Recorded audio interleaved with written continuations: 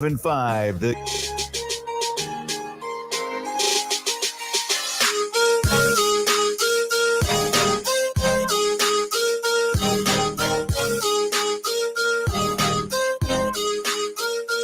Welcome in the final full week of March. Can't believe I'm saying that. Was having this discussion over the weekend about how it feels like New Year's Eve, New Year's Day was just a few weeks ago, but we are wrapping up the final full week of March. And I tell you what, Patrick, was quite the weekend, quite the sporting weekend. The NCAA tournament, I feel like we deserve a kudos. We've kind of called this for a while in terms of having a great NCAA tournament, the madness that is March, so to speak. And I feel like the last 4 days, I'm still groggy and slightly hungover from yesterday and last night, and really Saturday night and Friday night, even Thursday night. Not proud of that. But I feel like it's living up to everything it was supposed to be, everything that we expected it to be. And last night was another thriller.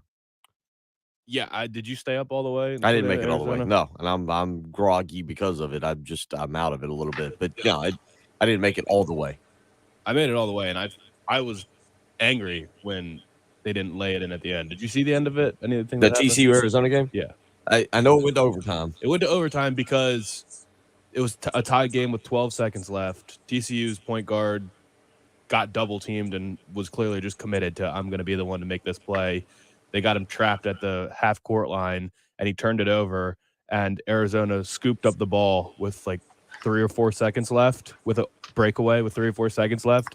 And instead of floating it or trying to lay it in, the Arizona player dunked it, and he released the ball just after the buzzer sounded. So they had to review it, said the dunk happened just after the buzzer sounded. So we went to overtime, and Benedict Mathurin just took over in overtime, and that was all she wrote. He was incredible at the end of the game. So he's a top 10 lock for the NBA. He is such a stud. But I was very annoyed that I had to watch 5 more minutes. I was so tired and ready to turn the TV off and fall asleep. Yeah, I think that's how I was. Memphis and Gonzaga. Yeah, that was how I was. So what was that? It was Saturday. The 9:40 is just way too late of a start on a Sunday. I'm okay. I'm okay with it. I feel like it is definitely different than it used to be. Maybe people can agree with me on that and remember back. It doesn't feel like that there used to be tip-offs after 6:30, 7 o'clock years ago on a Sunday. It feels like everything happened during the day. Now, Jen, do you remember that? Do you feel like that's inaccurate now that games starting on a Sunday night at 9 o'clock, 9:20, 9:40? In the NCAA, I feel like everything used to be in the afternoon on a Sunday. Yeah, I didn't think it was all that business that late, and that's okay, West Coast, blah blah blah, but 2/3 of the country doesn't want that. Well, I have no problem with it. I mean, again, I have a decision. I can, thankfully, the country we live in, I can go to bed and I can check the scores the next morning and see what happens. I made it as long as I could make yesterday, and it had been a very fun 3 nights. I was trying to not make it a 4th night of staying up to the wee hours of the morning, but it's not like they do it so that the games can be spaced out, because they're not spaced out. There's 2 or 3 games going on in the round of 32 still at the same time. I would understand it if it was like, all right, it's a Sweet 16, we have 8 games, we're going to space them out so that there's no overlap between any of them, but there was constantly overlap. Well, it is strange because I didn't do anything this weekend. I think I don't even know if we exactly talked. I know you called me. I called you. I think you were checking to see if I was probably done at 5 points or something. Yeah. Didn't make it to 5 points. Just hung out at the house all weekend and enjoyed it. But you're right. The Saturday and Sunday, the first games, there's like one game at noon. Yeah. And then there's not another game. Like that game has an open window all to itself. On Saturday, it was Baylor, North Carolina, which in and of itself, normally we'd probably be discussing because that was a wild game. Yep. And the defending national champion goes down. North Carolina gets up by 25. Brady Manick throws an elbow. I didn't think it was a ejectable elbow, but okay, he throws an elbow. And the next thing you know, he's out, and Baylor's come all the way back from 25 down, has the chance to take the lead there with a 3-pointer, and they're not able to pull it off. And then in overtime, every problem they had with making shots pops back up, and they end up losing that ball game. In North Carolina with Hubert Davis advances as an 8 seed. So all in all, a crazy weekend. We'll talk more about that. Your thoughts this morning, 803-404-6100, how you can join us if you'd like to do so. You can hop on the Buford Lending live stream that Patrick has already set up. My computer is working on updates.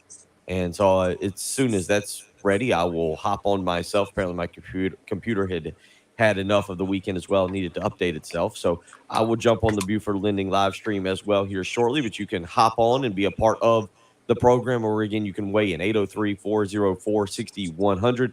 Some South Carolina basketball coaching news coming out over the weekend. Sean Miller, no longer a part of the process, Patrick. Apparently, it was the Halls dinner that Which maybe didn't happen.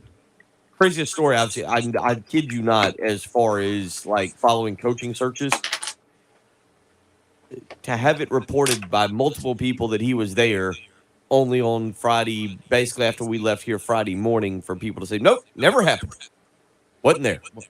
It's just such a dumb thing to have reported on to begin with. Like, he's eating at a restaurant, and for that to not be true is wild.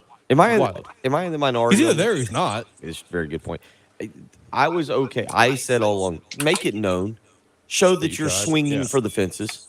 And South Carolina swung for and I have no problem with it. I have absolutely no problem with it. Now, whomever they get, whatever. I hope it's BJ Mackey. I'm all on the BJ Mackey train at this point. They just bring home the former alumni, bring home the Gamecock, bring home one of the greatest players I've ever seen. Just bring him home, give him a staff, give him money. I don't care, whatever. Let him go with it. See what happens. I'm just of what's good. What about Pat Kelsey? He's not being mentioned. No, I'm with you on that. Pat Kelsey, because I thought Mark Turgeon. I'm with you. But of the names that are being mentioned, BJ Mackey, Lamont Paris, Bob Ritchie, maybe Matt McMahon. I just bring home BJ. That's all. I don't really care about any of it anymore. Like, just bring home BJ Mackey. Let him do his thing, and let's see what happens. What's he gonna do? Not make the tournament for 10 years? Who cares? Bring him home. That's my opinion after this past weekend. Yes, Jen?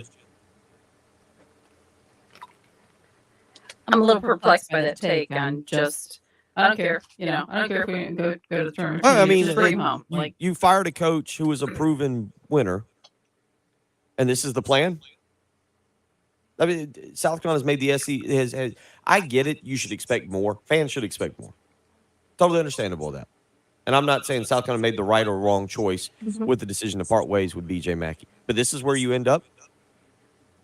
But for sure, the plan, I'm assuming, was to not repeat the past 10 years. I mean, okay, he was over 500 for, what did he say, you said 6 out of 7 6 out of seasons. 7, they were over 500. Okay.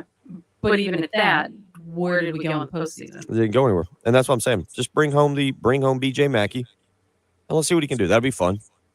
So you just want to settle? I'm not saying BJ Mackey would be settling, but when you're saying, well, if if we go 10 years, we don't go to a postseason tournament, that's all right. It's like as Patrick said, like, yeah, if it was me, and I think this is the discussion for most of the morning, unfortunately. Yeah, Mark Turgeon. I don't know if I heard some reports over the weekend that Turgeon's agent has basically put out that he's just going to take a year off. That what's happened at Maryland was stressful, and look, let's be honest, these coaches have money. Taking 1 year off and fishing or whatever they do, they're perfectly fine, right? Like, they aren't out there like checking their bank account, seeing if they can go down to the store and pick up hamburger meat for tacos tonight. They're perfectly fine. So taking a year off, I'm not going to argue with that. But apparently his agent has put it out, hey, that whatever happened at Maryland, the stress, dealing with the fans, everything that occurred there, Mark Turgeon's out. Because he was my select. That's a home run hire. I'm with Patrick. Pat Kelsey would be a great hire. But he's apparently, if you read the reports, Gamecock Central and Big Spur, the BigSpur.com have done some really good reporting there and have done a good job of staying on top of everything. Pat Kelsey's name's not being mentioned. So if that's the case, all right, well, that's fine. Who are the viable candidates? Who are we looking at? Lamont Paris at Chattanooga, Bob Ritchie at Furman, BJ Mackey, the assistant at Wake Forest, who's the former Gamecock, and Matt McMahon, who was at Murray State. If those are your four, Jen, I guess to my point, like, I don't know. I've seen South Carolina in my lifetime where I can really remember it. I've seen South Carolina hire Eddie Fogler, who had limited success, 2 NCAA tournaments and an NIT. I think he had one other NIT too as well. I've seen Dave Odom, proven head coach, make an NCAA and 2 NITs. I've seen Darren Horn be a complete failure. I've seen Frank Martin have, I guess, the best run of success I've ever seen in my time at South as being a fan. I don't know, like what of these 4 names makes me go, oh yeah, it's going to get a lot better. That is the problem, because if you fired Frank because you thought, okay, well, enough is enough. There's going to be I can't keep my job if I continue to keep him around, which wasn't true. People would have said, okay, fine. The coaching market wasn't great anyway. There were too many teams to compete with. Now you get G.G. Jackson. Now you try to build some legitimate momentum with a superstar player. That didn't happen. If the reason was, okay, well, we fired him because we're zeroing in on this guy and this is a home run, well, then you simply can't let him leave. If he was in Columbia, I guess he wasn't at Charles Hall's Chop House. Maybe they did go to Rush's. But if you're eating Rush's in the Colonial Life Arena in a back room, you can't let him leave. I mean, if that is the reason you fired Frank, because we want Sean Miller, you have to do whatever it takes. And you can't let him leave. Well, you have to upgrade, right? You have to upgrade. That's the point. And Jen, I guess that's my point. Like, yeah, Sean Miller, to me, probably was going to be an upgrade. Probably was going to at least maintain what had been started. I've been of the opinion the program is not a dumpster fire. The program is not there's talent on that team. It's again, when I say, well, yeah, 6 out of 7 winning seasons, you're firing Frank for a winning season and a 500 season in the SEC. You're kind of expecting the next guy to next year go to the NCAA tournament, right? Yeah.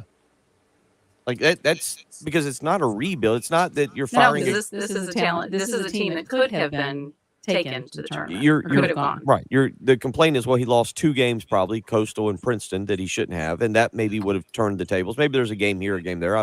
Obviously, the final half was a disaster. But I guess that's where I'm at this morning, and we'll certainly talk more about that because that's certainly a very interesting topic as we sit here now on a Monday morning on March the 21st as it pertains to South Carolina basketball and where they go now. Do I think that we'll have an answer maybe by the end of the day? I would think South Carolina's now had time to kind of analyze the situation, and if you had a backup plan, you can kind of move forward today, right? Probably, unless they're just still licking their wounds because they didn't get Miller. Yeah, it's been a week. I don't think they are. I think from my understanding, BJ Mackey interviewed on Friday. I think Lamont Paris has had discussions. Matt McMahon, the guy who's at Murray State, who I didn't realize has a good relationship with Shane Beamer for some time that they spent together coaching at places. He is a basketball coach. Shane is a football coach, obviously. So I would think that South Carolina can move pretty quickly today, tomorrow, really the next 48 hours. But if you want to weigh in on that, 803. I guess when you said somebody said, I know it's a busy weekend, but he's no longer a candidate. What happened? Yeah, he's taking the Xavier job. Yeah, Sean Miller did take the Xavier job. So, Jen, to wrap up, and we'll move on. 803-404-6100 is how you can join us this morning and weigh in with your opinion. Yeah, I mean, you have if you're going to move on, that's fine. I have no problem with that. This is not an argument of whether South Carolina should have moved on or not. This is a debate now about the candidates that are available that South Carolina is going to take. Are any of them better than the previous coach? And will any of them make the NCAA tournament next year? Because that should be South Carolina's goal. South Carolina should be in the NCAA tournament next year. The team this year had a winning record. The team this year had had a 500 record in the SEC. So who is the candidate? And what you've said now is like, all right, well, we're expecting to go. Well, to me, it's bring home BJ Mackey. Let him go. See if he can build a staff. See if he can recruit the state of South Carolina. See if he can get into Georgia, into North Carolina, into the Northeast, recruit a few players. That's kind of where I'm at this point because of the other 3, is there one that you look at and you're like, yes, that is a definite success. That is the guy we have to have leading our program. No, because it is. If Sean Miller was the one guy that would give you national attention, be a name brand household name, that was it. Apart from this, if everybody's around the same tier, you might as well hire the guy that went here, that can recruit this state. It's his first chance, so the sky is the limit. I guess maybe there's a lower floor for him than everyone else, but the sky is the limit. I just get nervous about it because I've said it, the Patrick Ewing thing, best player in program history. If he fails, there's going to be a generation of Gamecock fans that remember him for failing as a head coach instead of being a great player. and that's unfortunate. But I guess that's the business. That is You're not in the business to make friends. That is the business. So there's the We do men's have side one of it. The accident women's to side, start your Monday morning. no shocker. South Carolina I-20 advances westbound out at of Highway the 1. Columbia We do have a portion of report the of an object regional. on the They do highway. it with a thorough pummeling of We do Howard, have poor one Howard, incident. on Friday We do have afternoon. something to keep your That eye was out not on. nice at all. What South Carolina did to them, 44-4 at halftime, No accidents to report 79-21 at the this final, time. We and then do yesterday, have 49-31 report- over Miami. A win, and that's what no matters, but a accidents to very report at ugly this win. time, but we do have a report of an 49-31 object on the South highway. That's 33, I'm sorry, I-20 33. westbound South at Carolina Highway advances 1. past So again, Miami, be so they cautious move on to going the into Sweet that area. 16 on the women's I-20 side of things. westbound Are you at slightly Highway 1, a disappointed that report of an Iowa object on the in women's the side got roadway. knocked off so that we don't get an Elite Eight matchup? Slightly more than More than slightly slightly. disappointed. Yeah, because I mean they can still end up playing a 3 seed, and Iowa State's not substantially worse than Iowa. I would have liked that storyline. Right. Would have made it a little more entertaining. The Caitlin Clark, Aaliyah Boston Yep. storyline that Patrick is discussing. So there's that side of it. Baseball this weekend. South Carolina gets swept. We'll see where this goes. Vanderbilt's up next, Patrick. We've talked about it. Yeah, they won that Texas series. Great job winning the Texas series.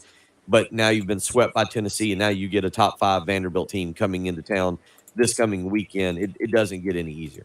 No. And I was going to check the Texas schedule now, too, because maybe it's just the case that Texas isn't as good as we thought they were. They did win. They did sweep Incarnate Word, but Thank goodness. they lost to College of Charleston right after getting swept by South Carolina, sticking around in this state. And then they rallied. They were down to Citadel, I think 3-0 in the Yeah, they third or ended up- fourth. After that was last Wednesday, but they ended up winning that 18-4. okay. Yeah, I was going to say they were They down. took care of There business. was a what would you say 16-9, 7 plus 9, and then throw on another 9. So now we're what is that? That's 28, 20, 25, 20, and then add on about another 3 innings. It was about a 28 inning stretch. The state of South Carolina was whipping up on Texas, and then they flipped the script on Citadel and ended up, as you said, 18-4. Yeah. And then, I mean, there was really news in every sport. There were a bunch of things that happened in baseball that I didn't really keep track of, but that and then Desean Watson will be what we're watching all morning here on ESPN on the TVs here in the studio.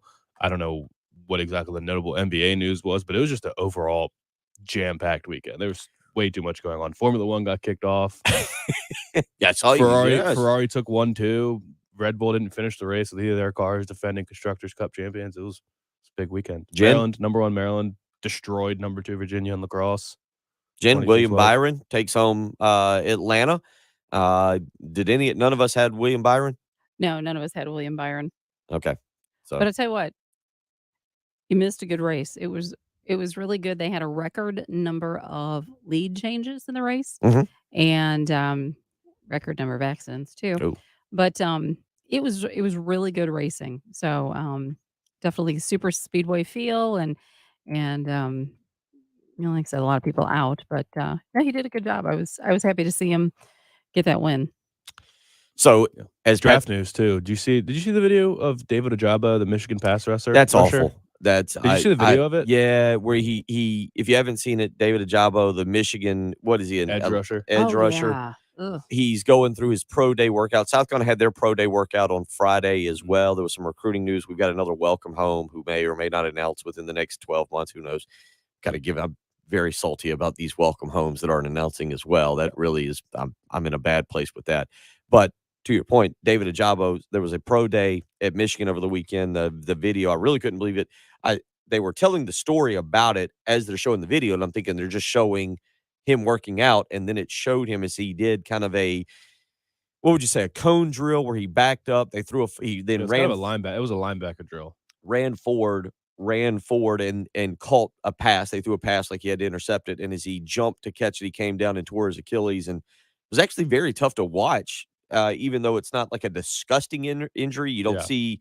But I'm just trying to, knowing that there's a torn Achilles on that person. I'm trying to think, like if you saw Brady Manick's sprained ankle Yeah. on Saturday, it No. looked awful. Like I'm worse. jumping back into the middle of the couch, like yelling and screaming. But what I was going to say was, you've got that. But yeah, the David Ojabo thing, he just kind of comes down awkward and tears his Achilles. And if you haven't seen the video, man, you just feel awful for the kid. Well, yeah, but the thing that has been making waves on Twitter is, I think Bucky Brooks was the first to tweet it out, where everyone's just watching him, and it's all the scouts and coaches and everything, and then one of them just goes and picks up the ball and is like, "All right, well, let's move the drill." next guy up, and they're all just staring at him on the ground. Like no one went to check on him at all. I was reading some comments following that, where people were saying, well, okay, that's a 20-second clip. Right after that, like they moved the ball out of the way because emergency personnel was coming in. So, some people are saying, oh, he just showed 20 seconds and make him look heartless. And so, yeah, who knows whether they really did just ignore him, or it's like legally, are you not supposed to go towards him? But in that short frame, it did appear that I mean, one of his cared. coaches walked right past him and picked up the ball. Right. And moved. Yeah. He didn't even tap him and say, you okay? He I just walked right past him. him. It looks, again, if you haven't seen it, it's an injury to Patrick. He's a top 20 pick, first round. I mean, I don't, you're talking about and it looks, I don't want to say innocent. That's not the right way to frame it. But David Ajabo, the edge rusher from Michigan, it looks like he maybe just rolled his ankle and went down. Yeah. Like I mean, just I don't a minor injury that he'll hop back up. So maybe they weren't as concerned because it just happens, Right. and he'll be up in a second. Yeah, like I don't really expect one of a Patriots scout to go check on a guy that he doesn't know, but his coach just brushed by him, picked up the ball, started walking the other way. Like, all right. And it's the very end, next? like it's the very end of the drill. So yeah, you can check it. So there was a lot. And as Patrick mentioned, the Desean Watson news, I was shocked by that. We'll get into that. I want to hear your opinion on that because it's not. I didn't think the Cleveland Browns were in it. Now, what happens with Baker Mayfield? There's a lot to get to there. So it was a busy weekend. Anything you want to weigh in? If we are a little off topic and you want to go a different direction with it today, 803-404-6100, because there is a lot of topics and we'll cover them all. But just because, as people tend to do, you have a life you have to live. You've probably got to get your kids or you get yourself to work. If you're in the car and you want to weigh in and we haven't hit on the topic you want to get to, certainly don't hesitate to give us a call, 803-404-6100. Speaking of that, Jen, let's get out to the phone lines. Gamecock Larry is ready to weigh in this morning on something. Larry, how you doing this morning? What's on your mind? Doing just fine. Bill, I had a sarcasm in your voice. You disappointed because Sean Miller didn't come. Sean Miller had his mind. He made up his own mind. He's going back where he came from. And I'm glad he chose that. But I was glad he made that choice. Number two, don't know what I'm going to say about the baseball team. It was the pitching, but now I think it's the hitting.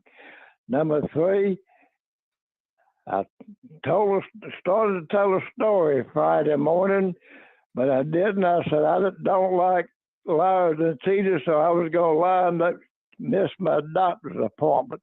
But I went out there, and I had to see the audiologist or whatever they call it.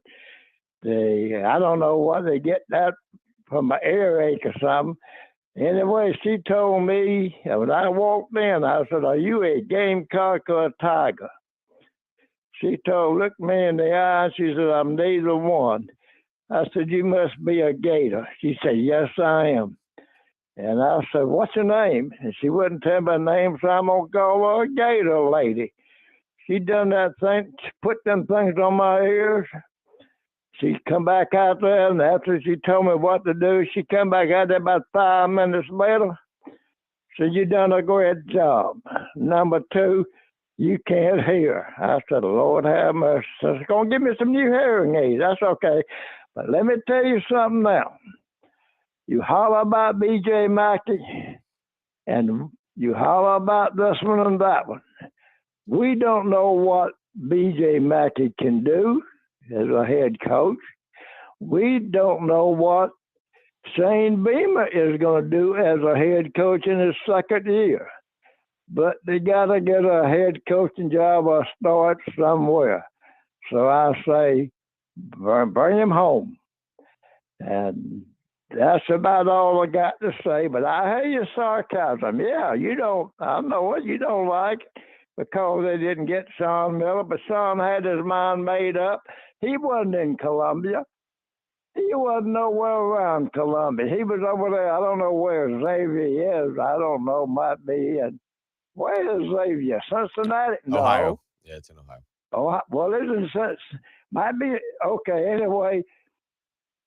Bring the boy home. Bring the young man home. Bring BJ up on bike. Get some good. Maybe we can keep Martin on the staff, and maybe we can keep Steele on the staff.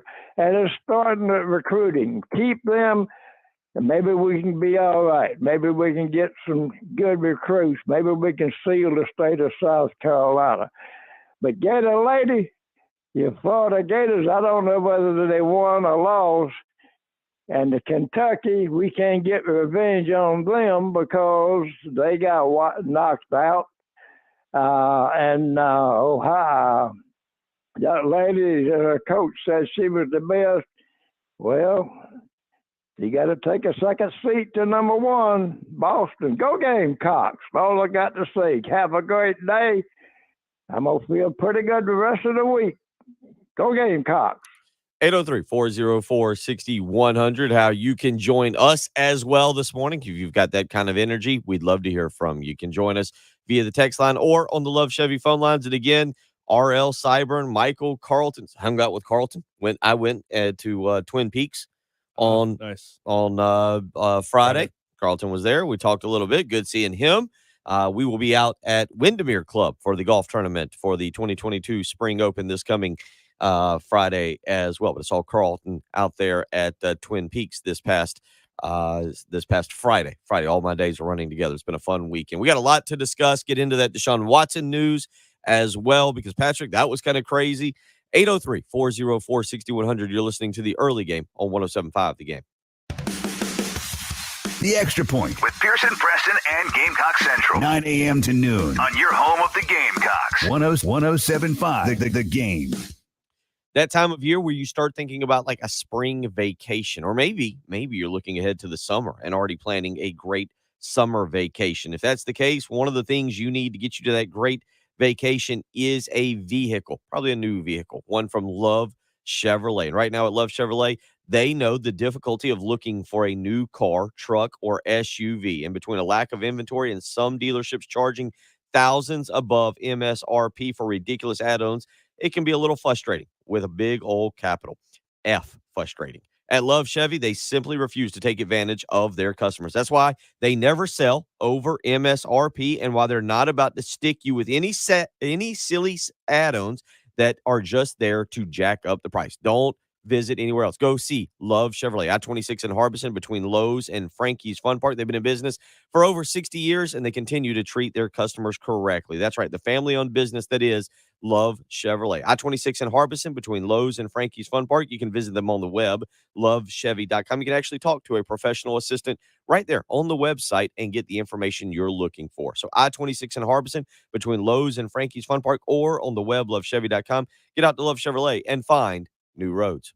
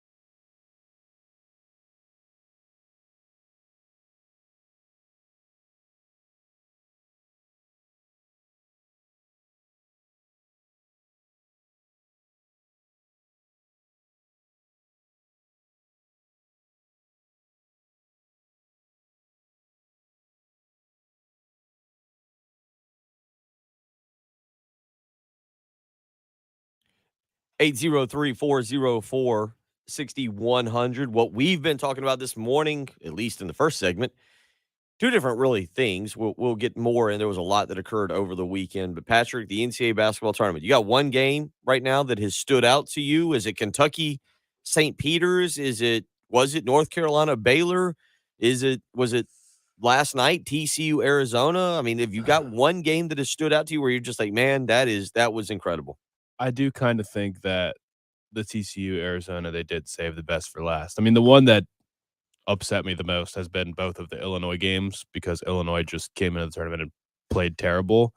I can't remember what else really went to OT. I mean, yeah, Houston, Illinois was a really good game, so that one I was very into because I had Illinois in my Final Four. But Gonzaga coming back against Memphis will go down as a really great game of this tournament. They were down half, and Drew Timme was just a monster in the second half, so that's a big one. But that game last night was just phenomenal. I mean, TCU's they're actually a pretty good team. They had some big upsets. I know they beat, I think it was Texas Tech and Kansas on the same week there to close out the season, and really were out of the tournament picture until very late in the season and just finished really strong. So I was impressed by them. But when you have 2 1 seeds going down, and North Carolina was dominating Baylor climbed back, and then North Carolina just put them away in overtime and handled them. All those teams going down, 2 1 seeds going down, or a 1 seed, a 2 seed going down, and then basically the entire SEC dropping out, and thought we were going to have some real potential, and they just kind of did. Tennessee did Tennessee things in the tournament. Alabama proved why they're Alabama. Notre Dame almost came back against Texas Tech. It would have been a nice little story, but I think if you had to say anything, just having to stay up till 12:30 to watch that game, I'm glad it was as good as it was. Certainly, that's what we've been talking about. Certainly a fun weekend, Patrick, of college basketball, and I think it's going to continue to get better. The parity of college basketball. I don't know how many of you have really gotten completely invested. There is a part of me. I don't know. There is a part of me that has wanted to see Coach K get knocked out. There's also a part of me that wants to see him get to the Final Four, or to a championship game. Obviously, the door looks more open now than I would have. I had him going out to Davidson. I had Davidson getting past Michigan State. That was another great game, by the way. Michigan State wins by a point, 74-73 on Friday night yesterday. Duke knocks off Michigan State 85-76. I don't think Duke gets past Texas Tech. So why does the door look more open? They still have to play Texas Tech and Gonzaga. Likely Gonzaga. Yeah, Gonzaga seems to have some flaws. I mean, the door looks open to a team like Purdue. Yes, because now they're lucking into a Sweet 16 matchup with a 15 seed. Yeah, but Duke still has to play Texas Tech and Gonzaga. That didn't change anything. Gonzaga to me personally looks vulnerable. Yeah, you've seen the 2 games. It was 35-33 at halftime against Georgia State. The Memphis game, although Memphis was playing a lot better. If Duke gets Gonzaga, they are going to physically dominate Gonzaga. Yeah, that's what I'm saying. I don't think they'll get past Texas Tech, but I do feel like the door is more open because Gonzaga has not been the dominant force. Right now, you got to reseed. If you had to reseed all 16 and you had to kind of figure it out, who you got now is your favorite. If you looked at it, Auburn's out, they're gone. That was another one I had in the Final Four. They're gone. As I looked at it, Baylor's out there. I had them in the Final Four. So I'm down to Texas Tech and Villanova. I got 2 out of my Final Four. I got 1 national. I still got my national champion in there in Villanova, but I'm down to 2 here. Who you taking when you look at the teams remaining? Who do you like?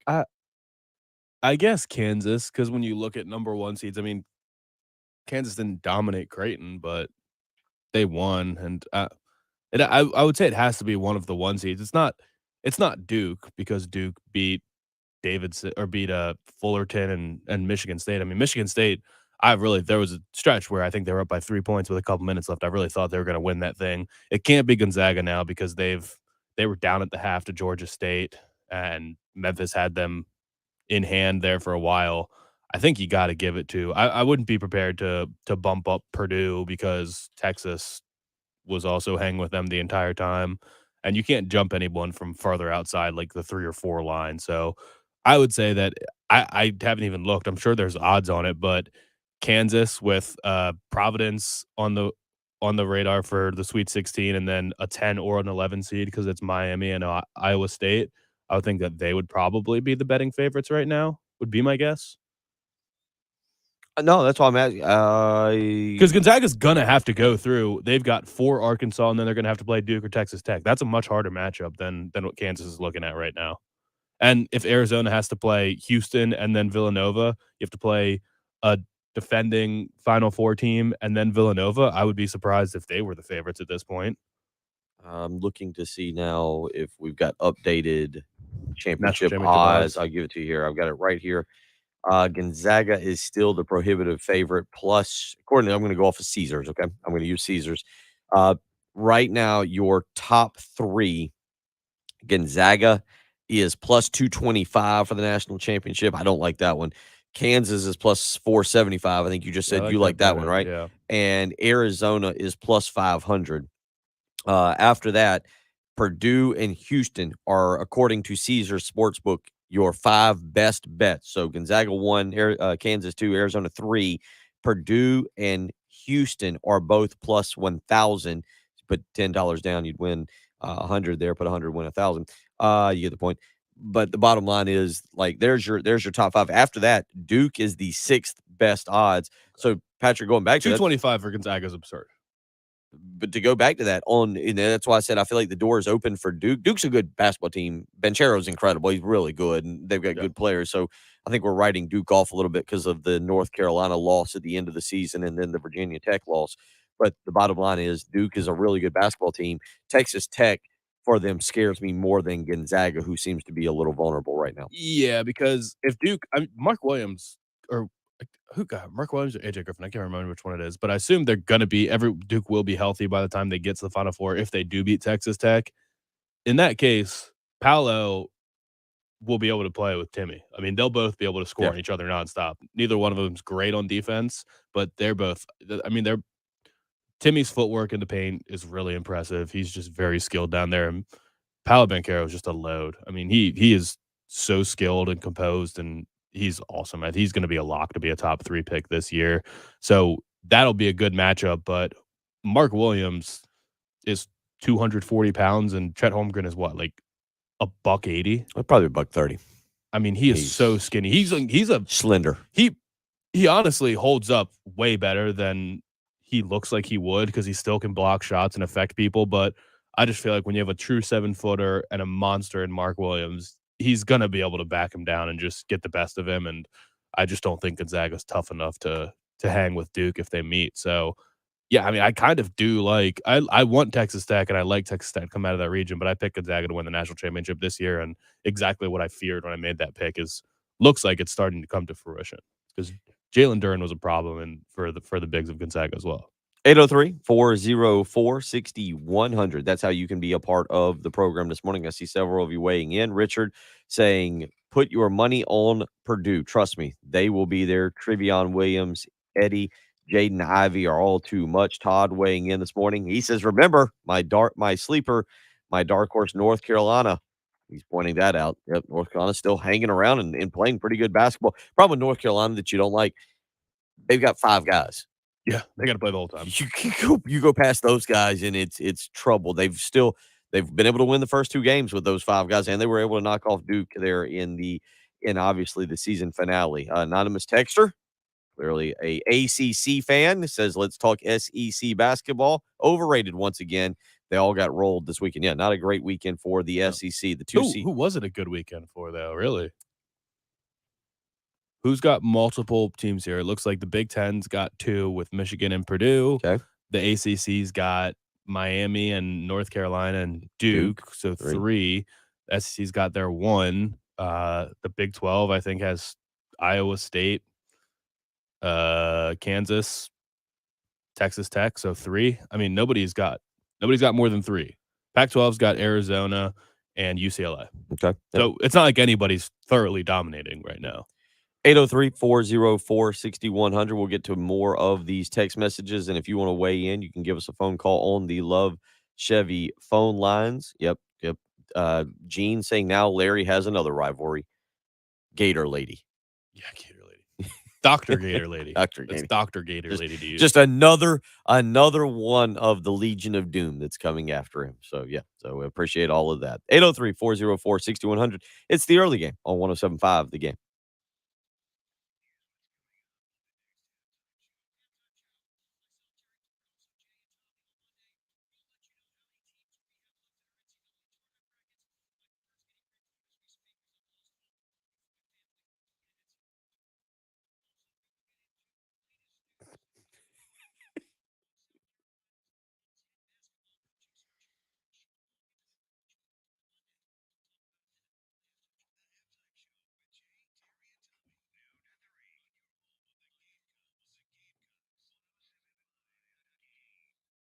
Was official. I switched over to the air conditioning portion of the heating and air unit this weekend. It was time to finally use the air conditioner. And I tell you what, you look at the weather coming up. It's going to be nice for the most part of the week. I think low 70s, high 60s, basically that kind of area. So you get the really nice spring. This is our spring. We get it for 1 week, and then it instantly goes to 100 degrees. So you better have your heating and air unit ready to go, especially the air conditioning portion. Call AAA Heating and Air today, 803-677-1500. That's how you can get in touch with AAA Heating and Air. Get them out to your house. Tell them Bill Gunner sent you. $59 is all it'll cost for an inspection on that heating and air unit. Make sure that everything is working properly. And if there is a problem, don't worry about it. AAA Heating and Air will make sure that they work with you to get you a brand new unit. The first thing they'll do, offer you a $1,500 rebate to buy back your old unit. Then follow that up with no money down, 0% financing for those who qualify. So that's saving you money right there off the get-go, helping with that heating and air unit. And finally, once they get it installed, once it's working properly, AAA Heating and Air does not run off and just leave you. They offer you a 15-year parts and labor warranty to make sure that heating and air unit continues to work. So don't wait around. Call AAA Heating and Air today, 803-677-1500. Give AAA Heating and Air a call today. Tell them Bill Gunner sent you.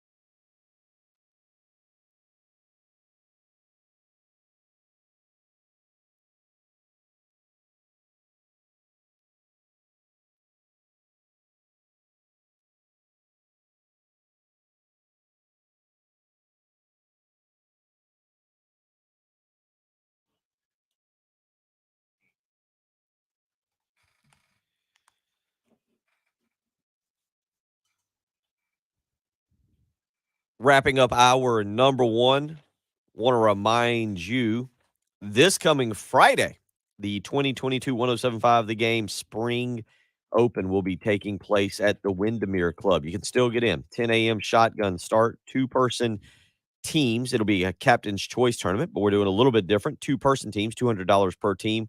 We'll have raffle prizes, closest to the pin, $1 million hole sponsored by Buford Lending, plus breakfast and lunch.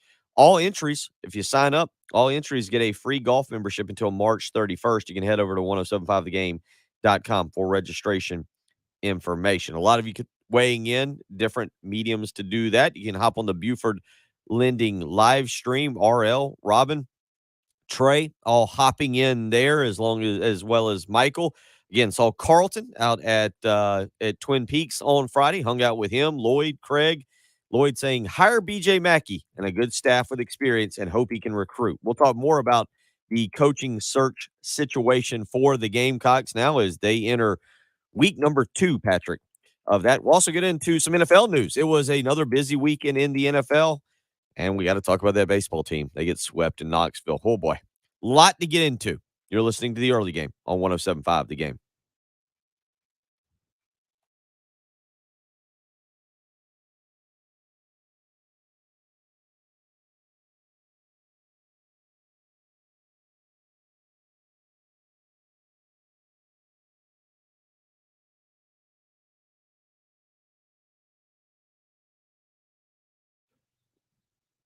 Text message coming in saying that Oklahoma State would have made the NCAA tournament.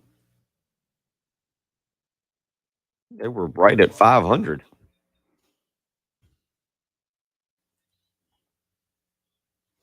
Yeah, they were not even close to 500. Wait, that's women's. I thought they had a losing record in conference. They were 8 and 10 in They were conference. 15 and 15. Yeah, 8 and 10. Responding to this person. Don't say it. Yeah, okay, good point. That's a good point. I'll bring that back up on here. Good point. Sir, damn, whomever. I mean, the premise is correct. The Big 12 was the best conference. That I don't disagree with. But.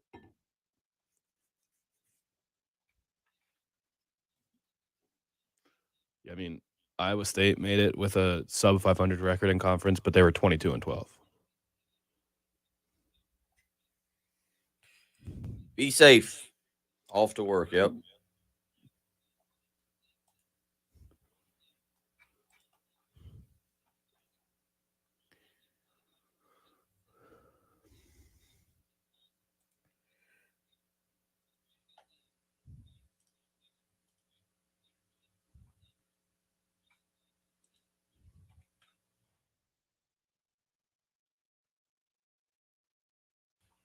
Boy, I slept in both mornings, but I really right now feel like I need to go to bed early tonight. Like, make it a very early night.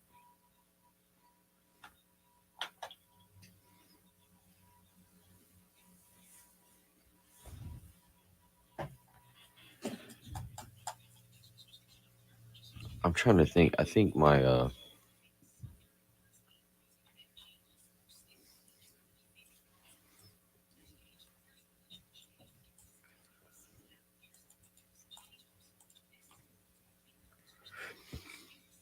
we'll save that, I think.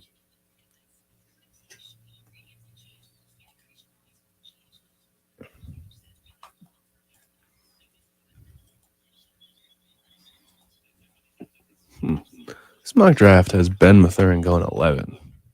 The Wizards pick 12. Ooh.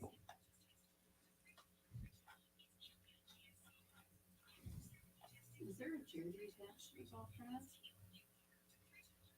I didn't see even a promo. I don't think so. That's probably not. Usually you do those to help somebody. Not enough money to share. I think the one that was the third place.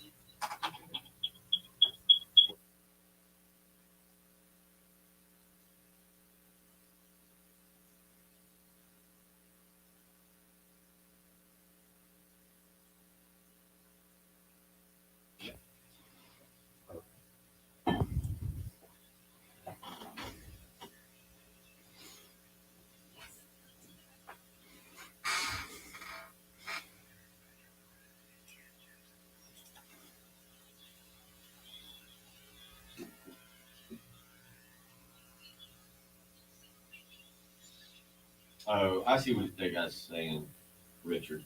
I don't understand, but if you look at the percent, like I'm going to read our. Oh, he's in the sheet. percentile. Huh? He's in the percentile. Yeah.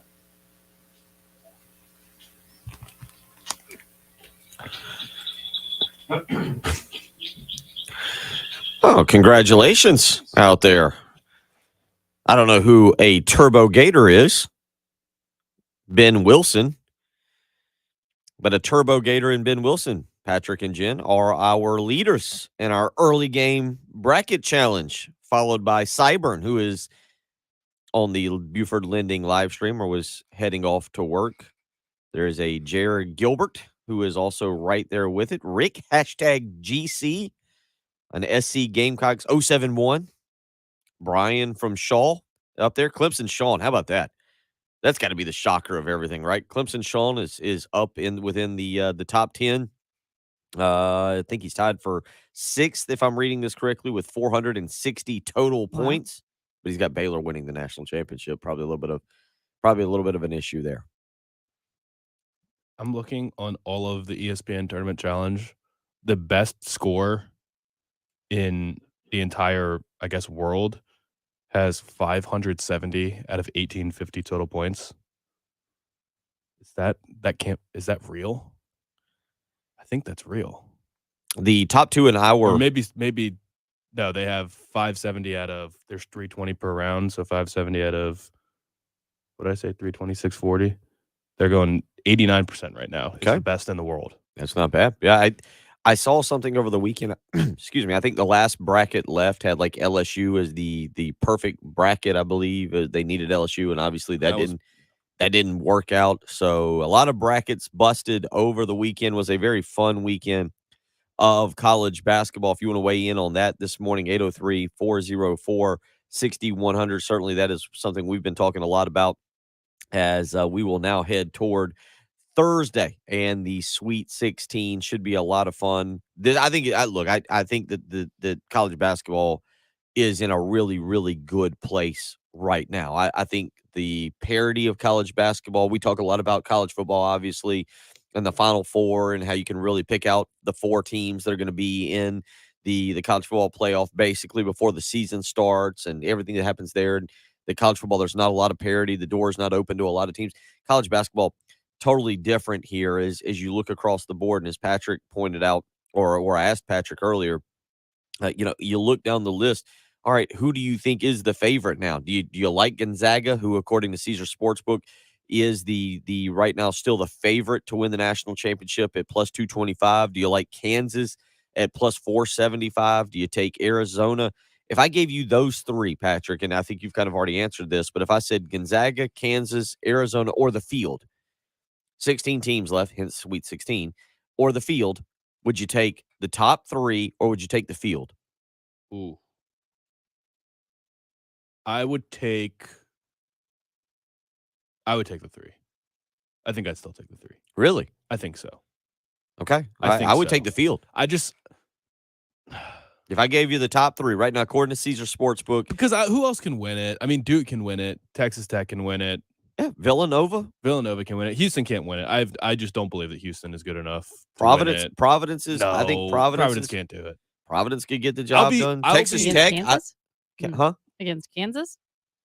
I'll be stunned if Providence beats Kansas. Yeah, but they can't. I will. I won't be stunned if Arkansas beats Gonzaga or Houston beats Arizona. I'll be shocked if Providence beats Kansas. I mean, what was Justin Minaya just going to strap Ochai Agbaji? Oh, yeah, Manaya's about to play some serious defense. I mean, I would be really surprised if Manaya will do something he never did here, and that's hit a 3-pointer, and they'll win the ball game. Yeah, but no, you look across I honestly, if I gave you Kansas, Arizona, and Gonzaga, Purdue's good enough to win it there, and that's who I would. Houston can win this thing. Duke can win it. Villanova, Texas Tech. Yeah, I would take the field. Who is this? Steve says don't count out North Carolina. North Carolina's playing really well. They are. The problem I got with North Carolina is if you can get into their bench, they're in deep trouble. You saw what happened when Brady Manick goes out with the elbow there, gets ejected, and then all of a sudden a 25-point lead goes poof. Things are shaping up pretty well for them because UCLA is not that good. and Johnny Juzang got hurt. Mhm. So I don't know. And you got the magical run of the tournament, St. Peter's.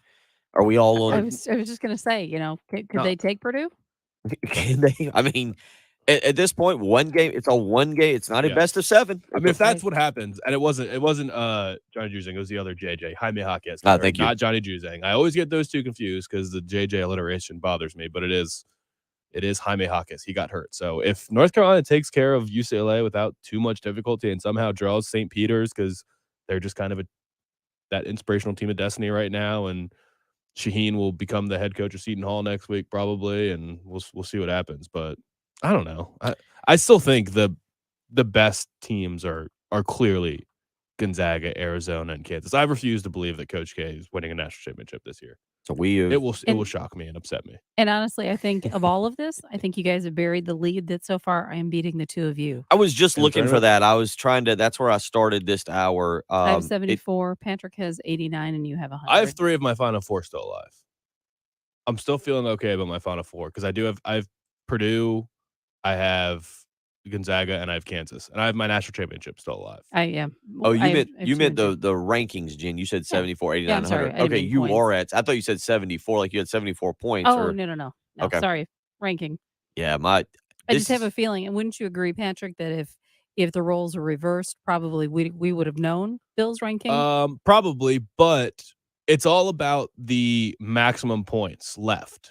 Yeah. Not about the points right now. It's the maximum that can still be had. So if you get 5 of your Elite 8 or 3 or 4 of your Final Four, and then also pick the national championship, right? Because it's 320 points per round. So if you win the national championship, if you pick your national championship, that's 320 points right there. Yeah. So it all is going to get more important as we filter on down. Agreed. Jen, you are truly burying the lead on this. Do you know how many people in our bracket challenge are below me?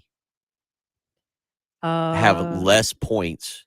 Like 5, 6. Have less points. There's 4 people. There's 5, and one of them didn't fill out a bracket. 4 people that filled out a bracket are below me.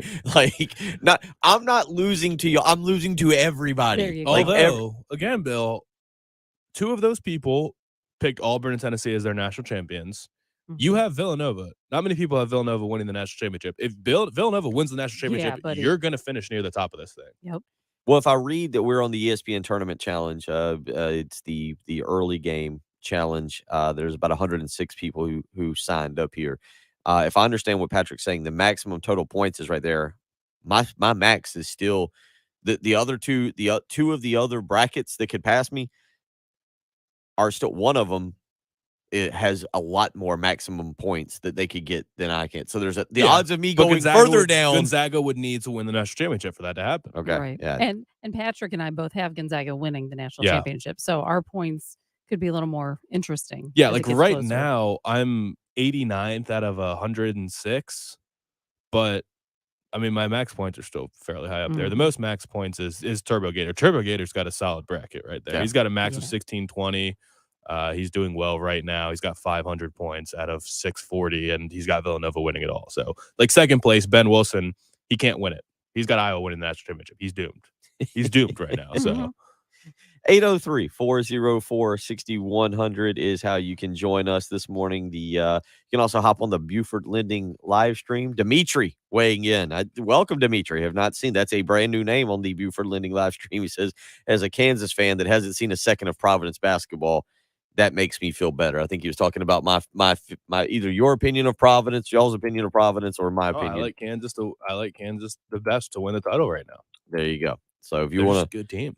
If you want to weigh in, you can certainly do that. Drew weighs in on the text line, says seeing ex-Carolina guys in the tournament with other teams, was it just Frank's coaching style that couldn't get them in at Carolina? Yeah, and that's the other thing we've talked about this morning, and we'll get into some other stuff as well, NFL and baseball, but certainly South Carolina over the weekend, Sean Miller, Patrick, announcing his intention to return to Xavier to be the next head basketball coach there for the Musketeers. Now South Carolina has to turn its attention to its second choice. And I'm not trying to be flippant or sarcastic about it. I just, at this point, I have zero clue. Lamont Paris, Matt McMahon, BJ Mackey, Bob Ritchie.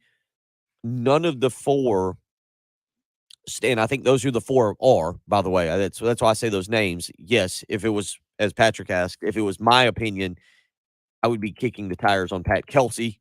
Maybe they did, and he said he's not interested. I have no idea. But that would be the direction. Pat Kelsey to me is still the name I would prefer the most, but it doesn't appear from the people that I've talked with he's an option. Mark Turgeon is a name, but it appears that his agent, from what I understand, has told people he's going to sit out for a year. I think his agent was responding to this show.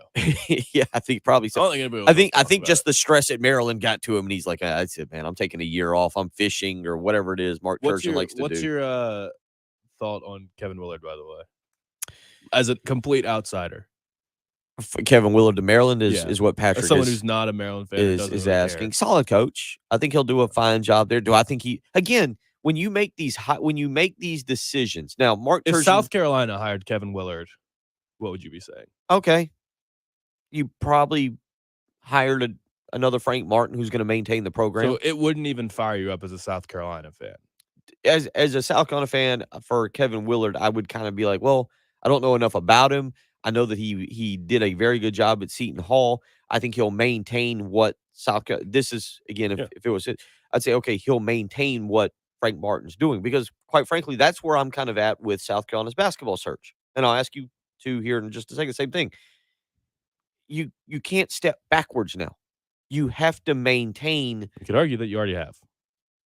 Well, the next guy will have, obviously, you have to maintain what you started or what has been started. We can't step backwards now. The general consensus is amongst fans, we want more. We want more. We expect more. We expect more than winning seasons in the SEC. We expect more than above 500 seasons. I put out that tweet. Reading comprehension drives me insane with certain people sometimes. And I put out that tweet on Saturday night, just like, hey, you fired a guy who had 6 winning seasons in 7, who had 5 winning seasons in the SEC in the last 7.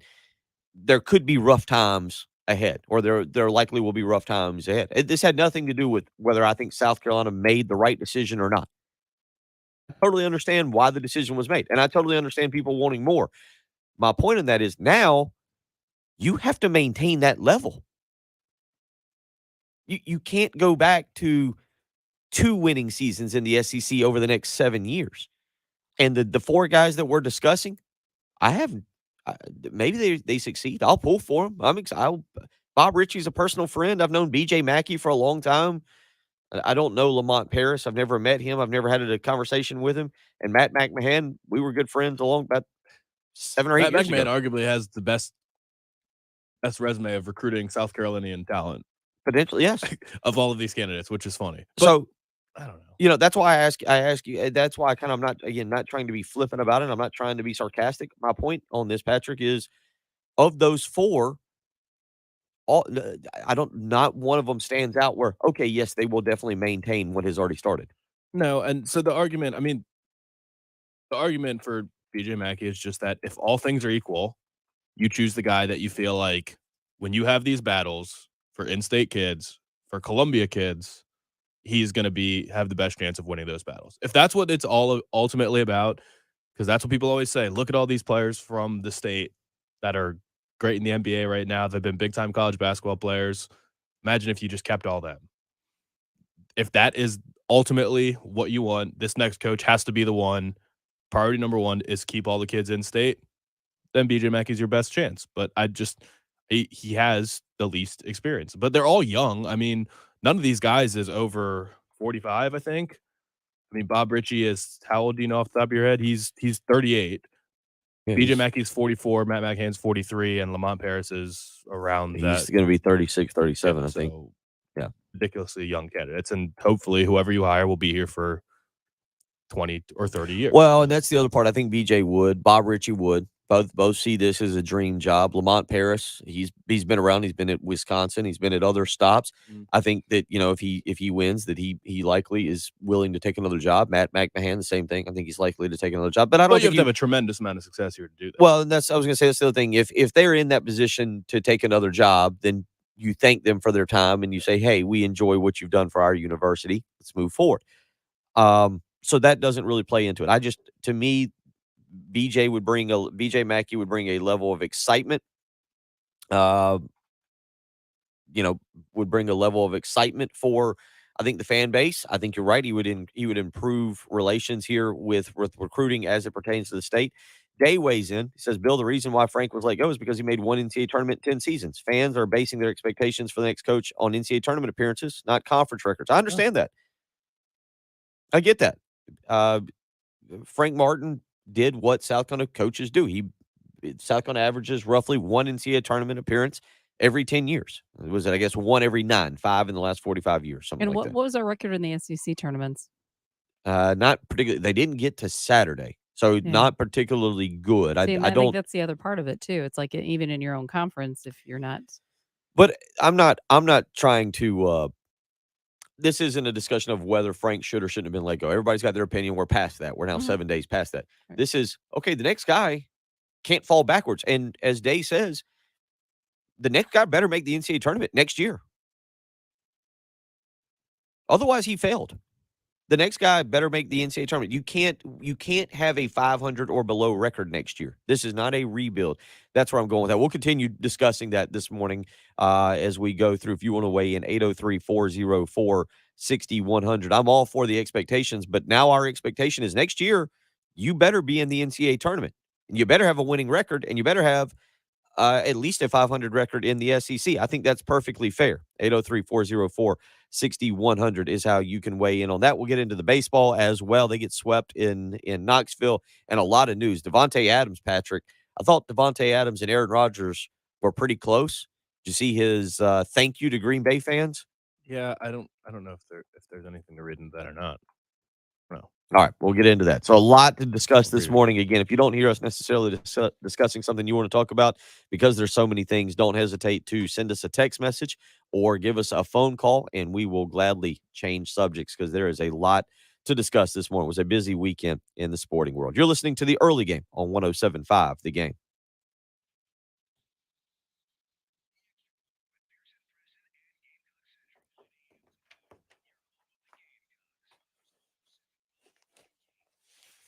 That time of year where you start thinking about ways to save money for those summer vacations. One of the ways you can do that is by refinancing, maybe putting a little bit of money back in your pocket. And the best way to do that is with Buford Lending and Benji Getsy. Give them a phone call today, 843-524-2404, or visit them on the web, buford.mortgage. Named in the top 1% of producing loan officers in the state of South Carolina, and the entire United Wholesale Mortgage Network, Buford Lending is ready to help you this morning. Give them a phone call and get a free evaluation of your current mortgage situation and maybe how much money you can save. 843-524-2404. Again, that is the phone number. If you're purchasing a home, maybe you're thinking about purchasing that brand new home you've been looking at for a while, you need to shop your rate with Benji. He'll get you a lower rate, which will give you more buying power. So don't wait around. 843-524-2404. It is volatile conditions out there, and right now is a critical time to work with a mortgage broker like Benji Getsy and his team at Buford Lending. They have multiple lenders with a wide variety of lock options to make sure you get the lowest rate and the most flexible terms. So don't hesitate. Call Benji Getsy and Buford Lending today. 843-524-2404. You can visit them on the web. Buford.mortgage is the way to do that. Again, it's Buford Lending and Benji Getsy. 843-524-2404.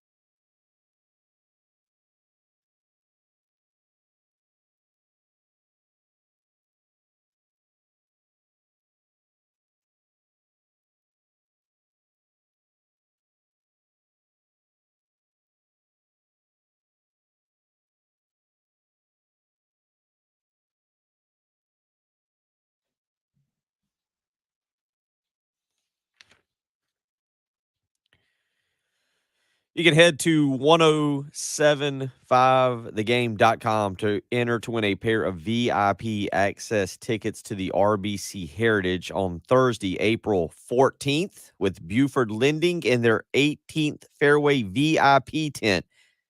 Buford Lending wants to thank you for shopping your rate with Buford Lending, and thank you to listening to 1075 The Game. Again, head to 1075thegame.com where you can enter to win a pair of VIP access tickets to the RBC Heritage on Thursday, April 14th with Buford Lending in their 18th Fairway VIP tent. And that's not far away, by the way. The Heritage, the Masters, I was looking at it as I mentioned to open the show, Jen and Patrick. Hard to believe we're in the final full week of March here as we count down till April, till the Masters, till the Heritage, all the fun things that go along with that. 803-404-6100. Weighing in, Richard on the text line says South Carolina made the right move on Frank. You can't compare what he did to a sorry pass for the school. You have to have expectations and goals if you want to be successful. He says, perk up, Bill. More people can take USC to a level of success other than Sean Miller. I agree. I think, but I don't disagree with that. The level of success needs to be pretty instant. It needs to be next year. That's not. I don't agree with who is it here? Scott, this is a rebuild. Yeah, it's not a rebuild. A Shouldn't rebuild is what Georgia is about to go through, where they've not been good under Tom Crean. South Carolina has been above average, slightly above average. Obviously not good enough to go to the NCAA tournament, Patrick, but they've been above average. They have had winning seasons, and the next step is to go to the NCAA tournament. And it's very fair to expect that right off the bat with this next coach. If Frank Martin was still here, you would have the number one recruit in the country, most likely. Mm-hmm. Jermaine Kuznar would probably be back. Devin Carter would be back. Taekwon Woodley would be back. Josh Gray would be back. He would probably be your starting center. You would be expecting, at minimum, to be making the NCAA tournament. You would be expecting to compete for the SEC, compete in every game you played next year. It would be one of the best rosters Frank has had in year, 11? So it's not, it shouldn't be a rebuild. I'm not going to buy the rebuild mode for South Carolina now, especially not with the way the transfer portal is. So, whomever takes this job, and this is to the point, people are talking about expectations for this program. That's perfectly fine and it's fair. And I'm not trying to argue or disagree with any of you on expectations that you should expect better. I'm telling you that I'm with you and that you should expect better next year. You should expect an NCAA tournament next year, which fair or unfair is the way that we'll continue to look at the program. 803-404-6100. Jen, let's get out to the phone lines. Alan is up next on Sean Miller. Alan, how you doing this morning? Morning.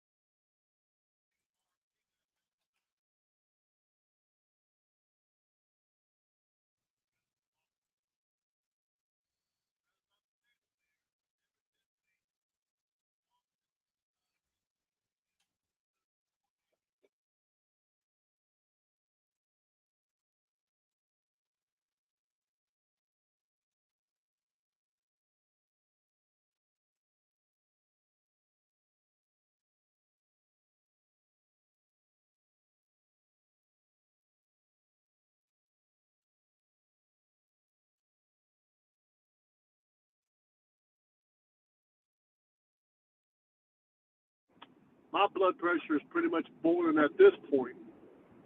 And another melee ensues in the tunnel area, all because of this hothead that decided he wanted to escalate more things after we got things under control. So, no, I am very, very glad USC did not bring this clown into our university. And I will never, ever have any respect for that man, because in my book, he's a coward, he's a troublemaker, and I'll even label him as a cancer. And USC does not want any part of this guy. I'm sorry. I thank you for taking my call. I hope people understand that sometimes it's great to take a man, regardless of what his record is or whatever, more so than a wholesale name just because he's had a winning record at another institution. To me, it's about character. It's about more so than just records, in my opinion. Thank you, guys. Have a great day. Appreciate the phone call, Alan. Jen, let's get one more there on the phone. Let's get out to Ray, who wants to weigh in on the NCAA tournament. Ray, how you doing this morning? What's on your mind? Hey, good morning. Good morning. Yeah, really enjoyed watching the NCAA tournament. I think where sometimes the regular season doesn't quite get it right.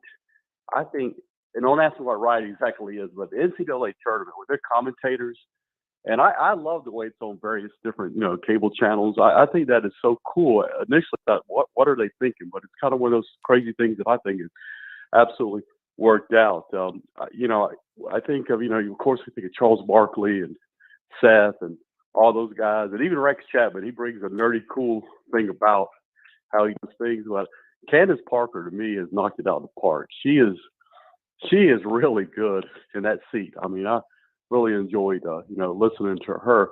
But I think what's cool is some of the commercials.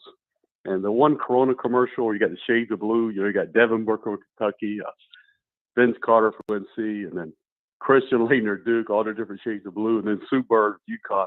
And then at the end, of course, you got Snoop Dogg, he's LBC, so, he's going to be sporting blue. So I think the NCAA has absolutely hit a grand slam this year. But that's my take. And on the other side of the Gamecock coach search, I may be in the minority, but I am pulling hard for B.J. Mackey. I think with his energy, the fact he is a winner, and his connections in North and South Carolina, East Coast, and the AAU coaches, from what I understand, he has good relationships with them. I think that's just very important. But anyway, thanks for letting me chime in, guys.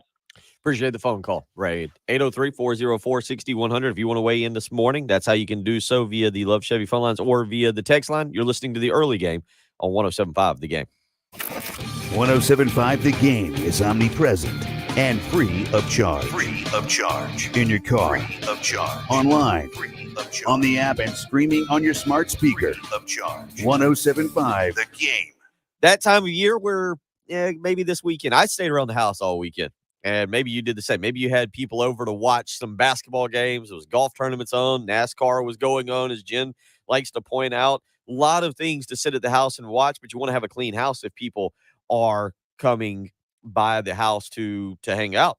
The way to do that is with Zero Res, and you can give them a phone call today and get them out to your house. Let them work on your tile, your upholstery, everything. That patented ZR water technology that keeps your house looking insanely clean, and they continue to look clean for longer. 803-262-4020. That's how you can get in touch with Zero Res today and book that cleaning with them. Zero Res, I'm telling you what, I've used them, I believe in them, and they make my house look absolutely beautiful when it comes to my carpets, my rugs, my tile, my upholstery, everything. And it's all because of the ZR water technology that is scientifically proven to keep everything cleaner for longer. 803-262-4020. You can book online, ZeroResColumbia.com. Right now, 3 rooms of carpet clean for just $109. Plus, when you mention me, Bill Gunner, and 107.5 The Game, you'll get a hallway clean for free. So right now, call 803-262-4020 or book online, ZeroResColumbia.com.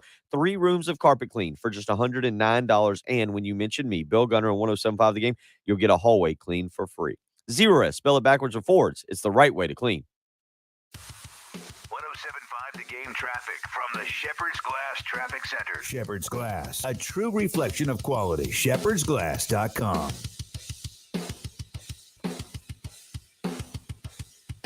Boiling Springs Road at Pond Branch Road, still reporting an accident there. And an accident found I-26 westbound before Columbia Avenue. Your forecast, looking good for today. Sunny and mild, 73 for the high, 76 tomorrow. Some clouds should be rolling in later tomorrow because then we're looking for some rain and storms on Wednesday with a high of 77. But right now, it is a cool start. You're going to want to have a jacket. It's 42, 107.5 the game. Uneven sidewalks, pool decks, or patios?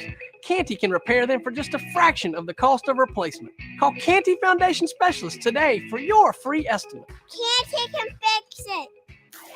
Uneven concrete can be a dangerous tripping hazard leading to injury. Call the experts at Canty to permanently repair your sinking or cracked concrete. Call 753-1495 or visit cantycanfixit.com. Hearing the air signal on the stream. Forestry is big business in South Carolina. How can people walking around in the woods be big business? No, forestry is everything that's part of the wood. I don't think the callers are in program 3, Jen. Or the caller is the phone line on program 3? The phone line? It is now. It wasn't initially. Okay. Yeah, that's why I is now. switched to program 1.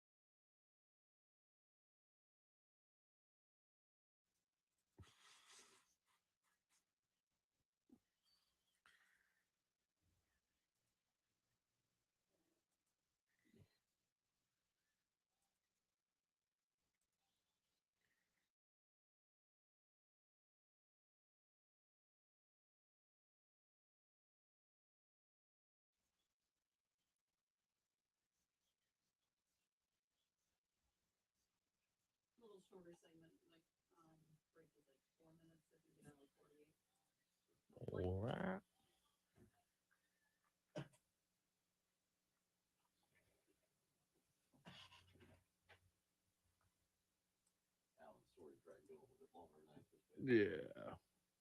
And it wasn't as juicy as bell pepper. No. He was. No, I don't know.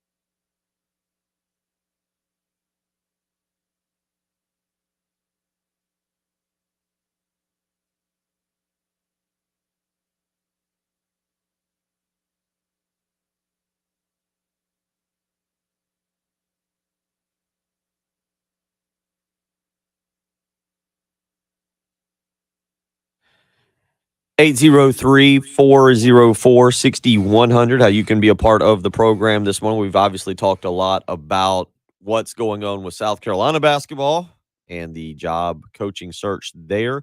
We've talked a lot about the NCAA basketball tournament. And Patrick, other things from the weekend. After we left on Friday, the Desean Watson news, $230 million, and he will be a Cleveland Brown now. And I don't know what this means necessarily for Baker Mayfield's next step, but it was a busy weekend in the NFL as well. They know how to control the news media a little bit. And Desean Watson, the highlight, but there were other things going on. Well, yeah, I don't know how much the NFL loves that Desean was the biggest headline of the weekend, or that it's leading off every show today, because the Browns are going to be getting ripped. And I mean, it's hard to not understand where they're coming from. The Browns had to put out a statement defending the signing of him. And it's one thing, I was just amazed how within 24 hours it went from nobody would touch Desean Watson until they knew he wasn't going to jail to he has as much leverage as anyone's ever had in the league, and then gets traded. And not only does he get traded, he gets the largest guaranteed contract in NFL history, with kickers that say you're still going to get paid no matter if you get suspended for anything like that. And he's almost surely going to be suspended at some point with all of this legal action. Possibly, yeah. I mean, the NFL doesn't like to suspend. They like to not do anything and just let the legal system handle it. So if he doesn't face criminal charges, then he might not get suspended. But regardless, he's still facing 22 civil counts of sexual assault. And it is crazy for them to give him more money. Like, I don't know how it became that he held all the cards and was able to get this. It doesn't make any sense. Because I do understand, okay, he's not been proven guilty yet. So criminally, correct. So it's like, okay, I understand getting him a gig, but this kind of a package, oh my gosh. Yeah, it's not just because he's not going to jail does not mean he's innocent and didn't do anything wrong and isn't gonna be held over his head forever. So the Browns putting out the statement like, yeah, we're comfortable. We've talked to Desean, and just say that we don't care. He's good at football, and as long as we know that he's not going to be in prison, we're fine with his talent. Do they have cheerleaders, right? Yeah, and I mean, I'm sure they've all written some kind of contract. Kareem Hunt's on their team because he got cut by the Chiefs for kicking a woman in the head at a hotel, and he got kicked off the Chiefs and suspended, and then sat out for a year, and then the Browns signed him. So, I mean, clearly they look past all sorts of things like this. I mean, Tyreek Hill was kicked off of Oklahoma State for punching his pregnant girlfriend and ended up at Alabama State or South Alabama, I can't remember which one, and picked up by the Chiefs. And just say we don't care because they're good at football and this is a results-based business and all we care about is winning. But to try and defend it and then also give him more money was a pretty absurd move. There's no need to do that. He's contractually obligated on a huge deal, mind you. The Texans gave him a monster contract and a no-trade clause, and then he gets traded because of sexual assault allegations, gets a raise, and another no-trade clause. Like, it is absolutely absurd. I saw people praising his agent. Like, yeah, I mean, say what you will, but David Mulgad, I think his name is. I mean, everybody's going to want to sign with him, because if you're able to get that guy the most guaranteed money in the history of the sport with basically nothing being resolved still, it's not like this is just over with. I mean, it's gonna loom over the Browns organization for the rest of the time that Desean Watson's there. So just a crazy story. And I mean, the Browns will be a contender on the field. The Browns will be a contender. I mean, that's where it is. He'll play eventually. I mean, if he gets suspended 6 games, then he gets suspended 6 games, and the Browns will get him back on the field, and they'll be great. So it is just a wild story. And I mean, yeah, he's going to be there forever. And I think Baker, I don't know what the compensation will be for him at this point. I'm just going to assume that he lands up in Indianapolis. It makes sense now. If he goes there, he was playing behind a great offensive line last year. He'll play behind another great offensive line in Indianapolis. Is he a substantial upgrade from Carson Wentz? I don't know. I think I'd rather have Baker than Carson Wentz, but it's marginal at best. So I think Indianapolis is still going to be pretty good to good, but not great, and they won't be a contender. So, but that is the natural landing spot. The other option for Indianapolis would be Matt Ryan, who at 4 p.m. today will be guaranteed a $7.5 million signing bonus. I thought it was Tuesday. Am I wrong? I thought it got moved to Tuesday. I thought it got moved to Tuesday, but I think Adam Schefter just tweeted this, or maybe it was Josh Kendall that just tweeted this out. Apparently it's 4 p.m. Today. I will look, unless that was just an old tweet. But basically they've got at most a day to trade Matt Ryan.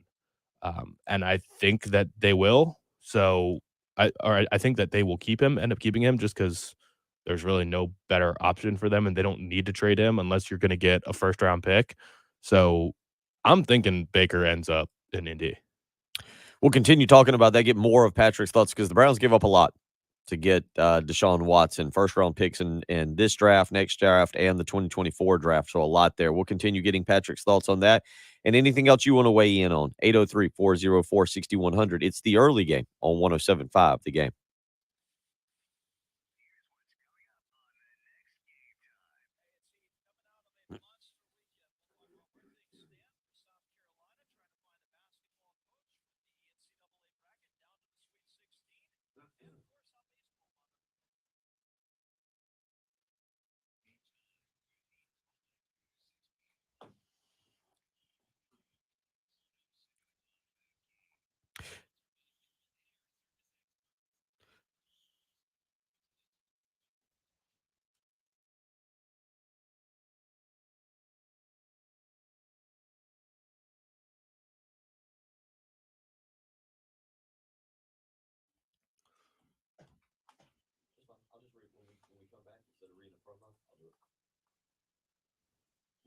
We can be flexible around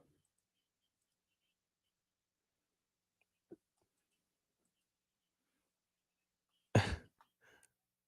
Ray. Oh, Ray.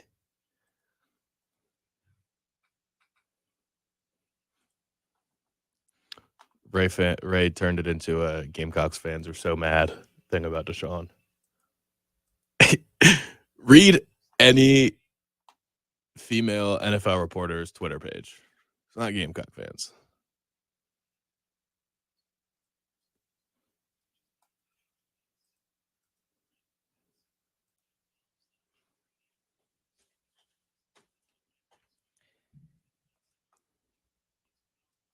Hopefully you're still here. You were talking about this is the kind of text that Patrick just read that we just laugh about. Like this huge Clemson fan who sends in some of the most absurd text messages. I used to think he was just trolling and trying to like tick us off or something. But now I think this is genuinely his opinion. Oh man, he texted us. I'm seeing now he texted on Friday. Watson getting paid. Another Clemson man getting paid. Thank God it wasn't the Panthers. Highest signing bonus ever. Cock fans don't like that. What? He just texted in on Desean Watson. He didn't force women to do anything. If he did, he would be in jail. He paid them. They knew what they were doing. Gamecock fans are so mad. Like,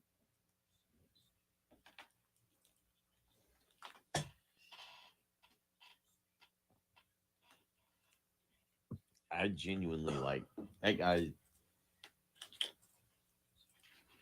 I don't know. We get some terrible, like, really bad texts that people would get in trouble for saying, probably.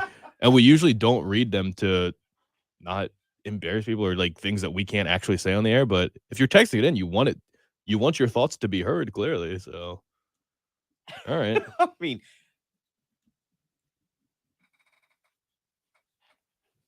I guess. Yeah. We laugh at some of these text messages. I mean, everyone's it's going to be insane. There's going to be a million speeches about this on ESPN today, and they're not going to be from South Carolina fans. It's just not a part of this discussion.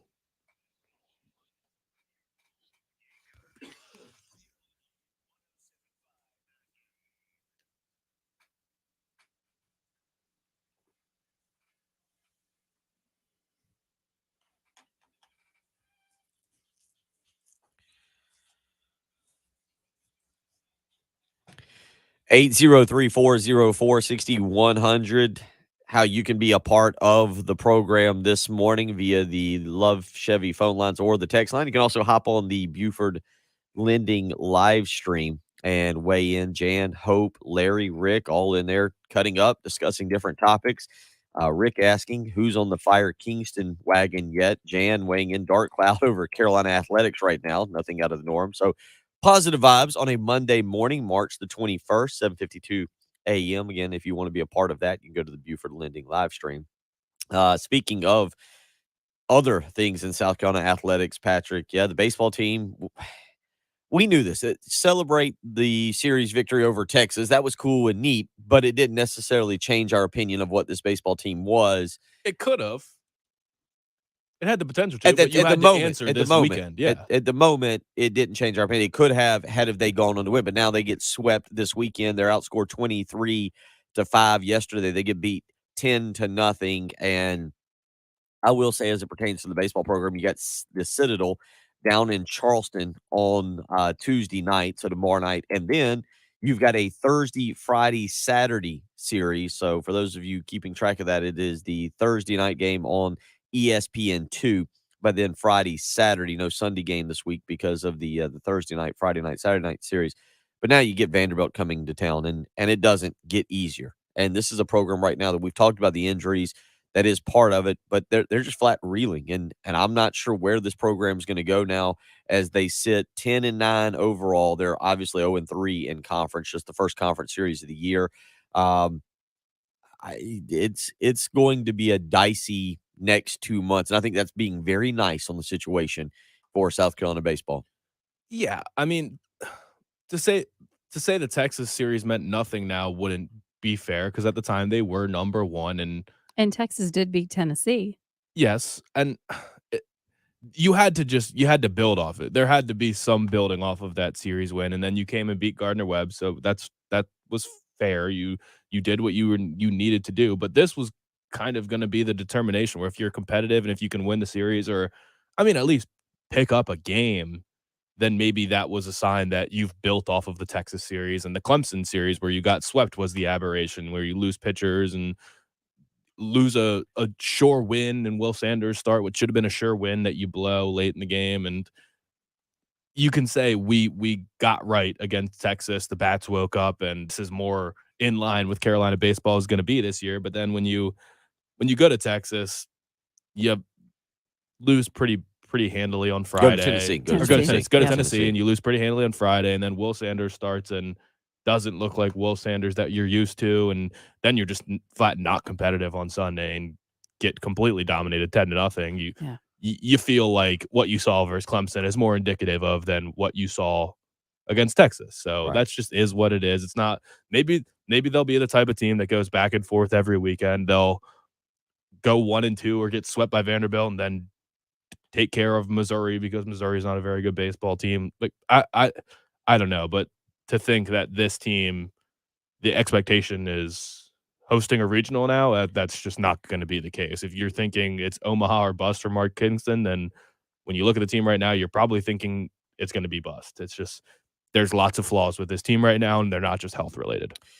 This weekend, South Carolina will host Vanderbilt again, and Vanderbilt coming off a 4-0 week. They beat Michigan midweek and then swept Missouri 15-2, 6-0, and 7-4. Commodores currently sit at 17-2 on the season. Tennessee, by the way, 19-1, and that one loss is to Texas. After Vanderbilt, you get a pretty bad Missouri team, chance to kind of recover, but then you get Georgia, and Georgia in the most recent new poll will be out today, but the most recent D1 baseball poll was 20th nationally. They went 3-1 last week, beating USC Upstate 15-3, and then taking 2 of 3 from Mississippi State over the weekend. Although that one loss was a 20-3 loss. Clemson 1-3 last week. Clemson losing to Georgia State and then dropping 2 of 3 to Miami before a 20-5 win to cap out that series. But it's going to be rough. We'll continue talking about that. Get back into the basketball discussion and get more into that Desean Watson discussion as well as the Devontae Adams news over the weekend. It's the early game on 107.5 The Game.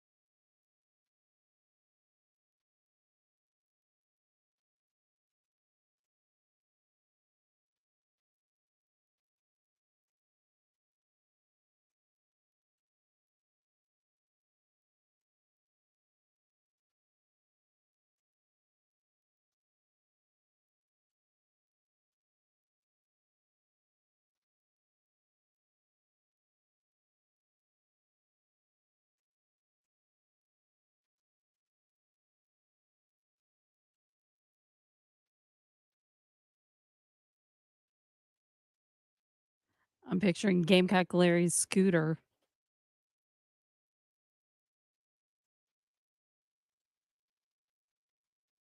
Oh, I got to turn that on. Yeah, that's how he would lead him out. Just him on the scooter, leading him out of the tunnel. That's right. Yep. That'd be hysterical. And going Him up and down followed the by the sideline. flag bearer, the cheerleader flag bearer, and then the team just veers off for layup lines. I like that. I think that'd be good. Can you imagine him pacing back and forth on the sideline, with that scooter? He's a former drill sergeant, though. If people didn't like Frank Martin yelling at the players, I don't know how they'd feel about Gamecock Larry. Yeah, buddy. Well, he might not drop as many F-bombs at least. Very true.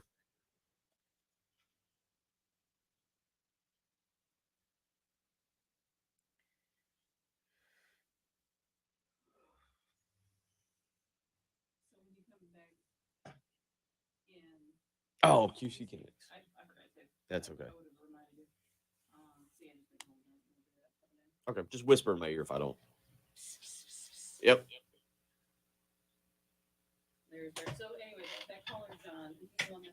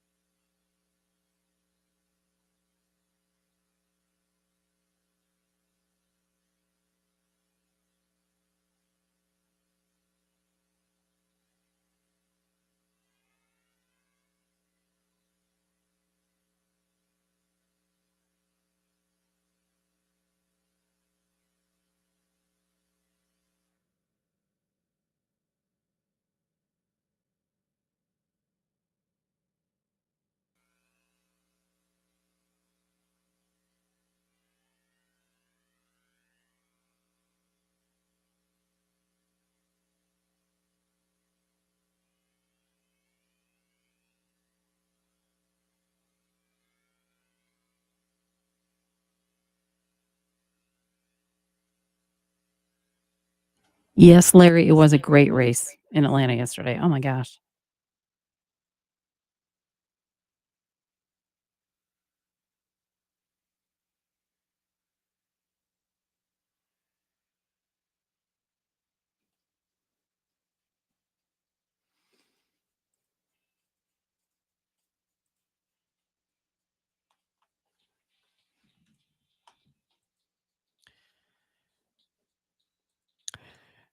.801 on a Monday morning, March the 21st, the day after what was an incredible 4 days of college basketball. I'll be honest, I saw it, and I totally forgot about Wisconsin losing to Iowa State yesterday as well. Another upset there is an 11 seed. The 11 seed Iowa State team moves into the Sweet 16 where they will take on the number 10 seed Miami in that portion of the bracket. Miami knocking off Auburn yesterday. So everybody who dislikes Bruce Pearl, good news for you.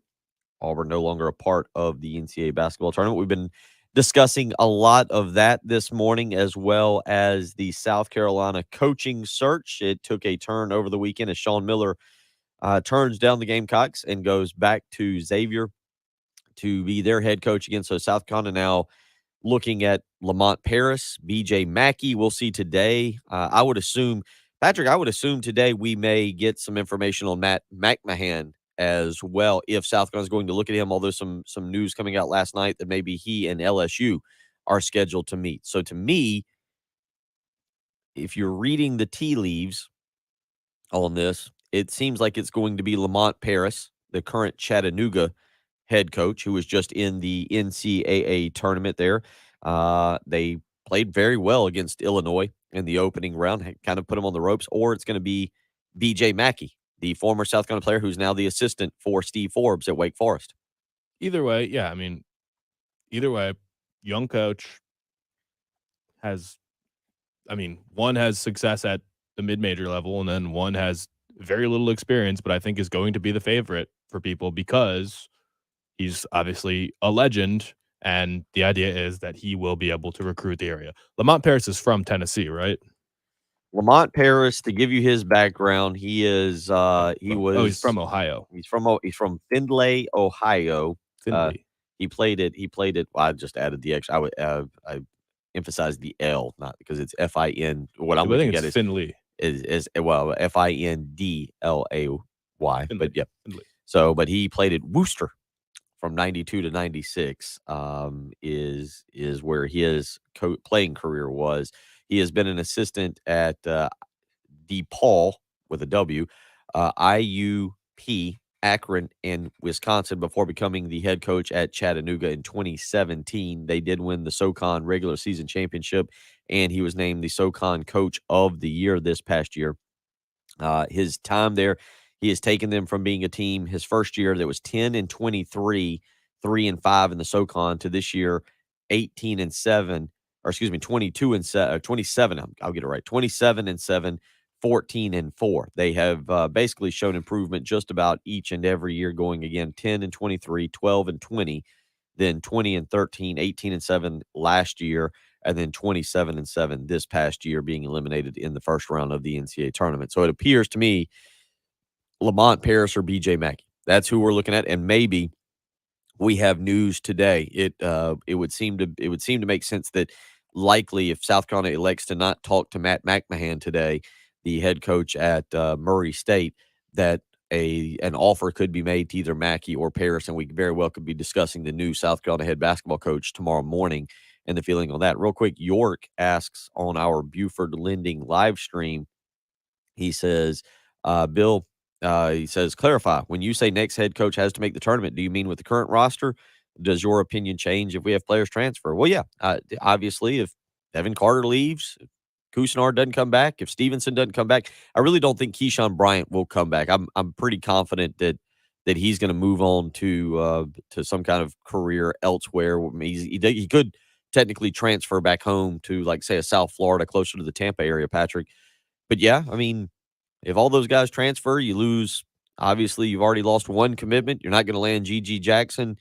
Yeah, that does actually change a lot of things as it pertains to the current status of this roster and what you're dealing with. But it's not like in year one, if you don't make the tournament, either of these coaches would get fired. It's just the idea that you need to make the tournament early and often, because you fired Frank for not making the tournament, even though on the surface other things were going well. You were playing well in the SEC. You were consistently playing better at the end of the season. You were primed to have the best team that he's had in a while and the best player that he's had since Sindarius Thornwell. So you fired him. So you fired him with the expectation of the next person doing better, and doing better means the NCAA tournament. Because by all other metrics, when you talk about competitiveness in the conference, when you talk about putting guys in the NBA to a certain extent, I mean, it's not like you got superstars out there, but guys are playing, and every other metric, running a clean program, doing it the right way, Frank was doing all of that. So if you need to improve, the improvement will be shown by making NCAA tournaments. So the next person, if they're better than Frank, which is why you fire a coach because you think you can do better. So if they're going to be better, then they need to recruit better and they need to make the tournament. So it's not like this is a terrible job that you say, give them 3 years and then start evaluating them. No, this team should be ready to make the tournament where the program's at right now. So that's all that means. It's not like you hire BJ Mackey and you miss the tournament next year, he's on the hot seat. That's not the case. Right. But you need to start making tournaments because that's why you fired Frank. So what are the parameters going to be? Like, what is he going to be judged against? I don't think really Tanner has said anything as to necessarily why Frank, like, are there certain benchmarks that he did not meet? And what are those benchmarks going to be for the new coach? I'm curious if those will be I'd have to or listed. go back and look. I wanted to get the exact comment from Ray Tanner in what was put out, because I was going to read it, because what Ray Tanner said basically in his statement about firing Frank Martin is what I was going to read here, and I think it's something we expect to make the NCAA tournament. Mm-hmm. obviously Frank had a little bit of a rebuild when he arrived. Took 2 years. Then they turned the corner and started winning, and then grew to that NCAA tournament team. And yeah, was it South Carolina's never. I haven't seen South Carolina win an NCAA tournament game in my lifetime. So when people are like, well, it was a fluke or it was lightning, they call it lightning in a bottle. I don't really care what you call it. It's not the norm. It's the anomaly. But you appreciate what Frank Martin did. I mean, you have to enjoy it. You have to appreciate it. You have to recognize it for it being something. I had seen South Carolina play in national championship baseball games.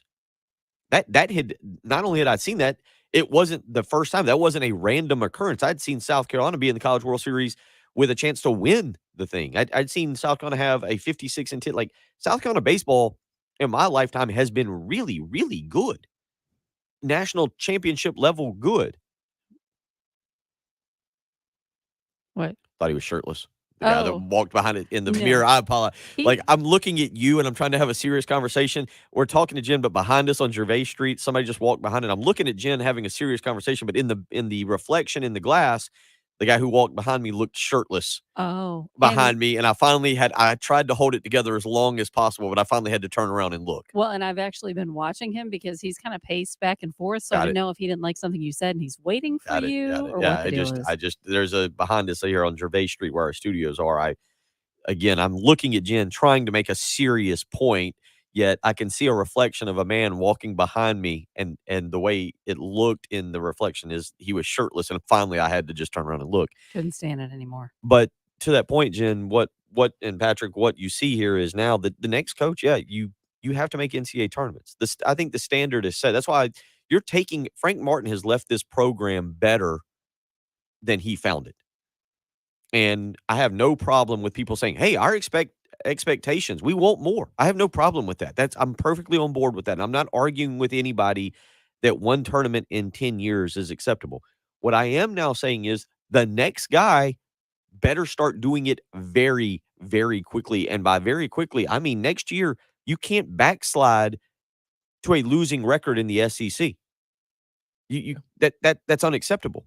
And that should be the expectation. Well, and it's hard to put the decisions of kids and hold it against coaches, but that's kind of what it's going to be. I mean, Frank brings in good players. You're happy that Devin Carter's on your roster, but people want to hold it against him that he didn't land the best players from the state. And anytime some player from the state of South Carolina plays well in college basketball, there's fans saying, why didn't we get him? Why didn't we get this guy? So you can't say you have to land G.G. Jackson because that's just not fair for a coach that's going to get hired today, this week. You can't say, well, you now have to land the number one player in the country within the first couple weeks of you taking the job. That's not fair, but you need to be in the mix for Cam Scott next year. Whoever the next guy is, you need to be in the mix for all these people. If it's BJ Mackey, people are going to say, we got BJ Mackey so that he could land the best players from the state and the city. If he doesn't land one kid from Lexington, then all of a sudden that kid from Lexington's deciding partly the fate of DJ Mackey if they're not successful. Like, it's not really fair to say you need to land this kid every year, but that's going to be the standard he's held to. And probably no matter what, no matter who gets the job, it's going to be a little bit of an unfair standard that the fans hold them to. But at the same time, the administration is going to give them a long leash because they always do. I mean, Frank Martin had tied with Chris Collins at Northwestern, the longest tournament drought of all active coaches in the Power Five. So it's not like you're going to get fired right away. And we're saying, if you don't make the tournament, you're on the hot seat, because this coach will have 5 years. Right. They can go 5 years missing the tournament before they lose their job, probably, if their first 5 years and maybe longer. One thing, again, I'll say for the South Carolina job, you could probably go 5 years and have a winning record in 4 of them and make the NIT 1 year, and you probably will get a 6th year. Yeah. South Carolina, one thing you have to say that's a positive for the South Carolina job, both the fan base and the administration seems to be very patient with their basketball coaches. Look at Fogler, look at Odom, obviously Martin, Darren Horn being the exception, but I think it bottomed out so bad that quite frankly you had to make a change. So with all that being said, we'll see what happens today as we sit here at 8:12 on a March the 21st, and wait and see where South Carolina turns its attention to as it pertains to its coaching search. We've also been discussing a lot about the NCAA basketball tournament this morning. Certainly a fun weekend, and Patrick, I asked you this to kind of start, but the game, if you had to pick one game to relive, rewatch, whatever, for the next 2 or 3 days as we get ready for the Sweet 16 on Thursday, You go in St. Peter's, Kentucky. You go in Gonzaga, Memphis, which was a really good game, but the favorite pulled it out. You go in. You had a really good Davidson, Michigan State game. There's been a lot of really good ones. I'm leaving some off because you've had so many really good games. Well, the last one's last yeah, night. I meant to get to that one.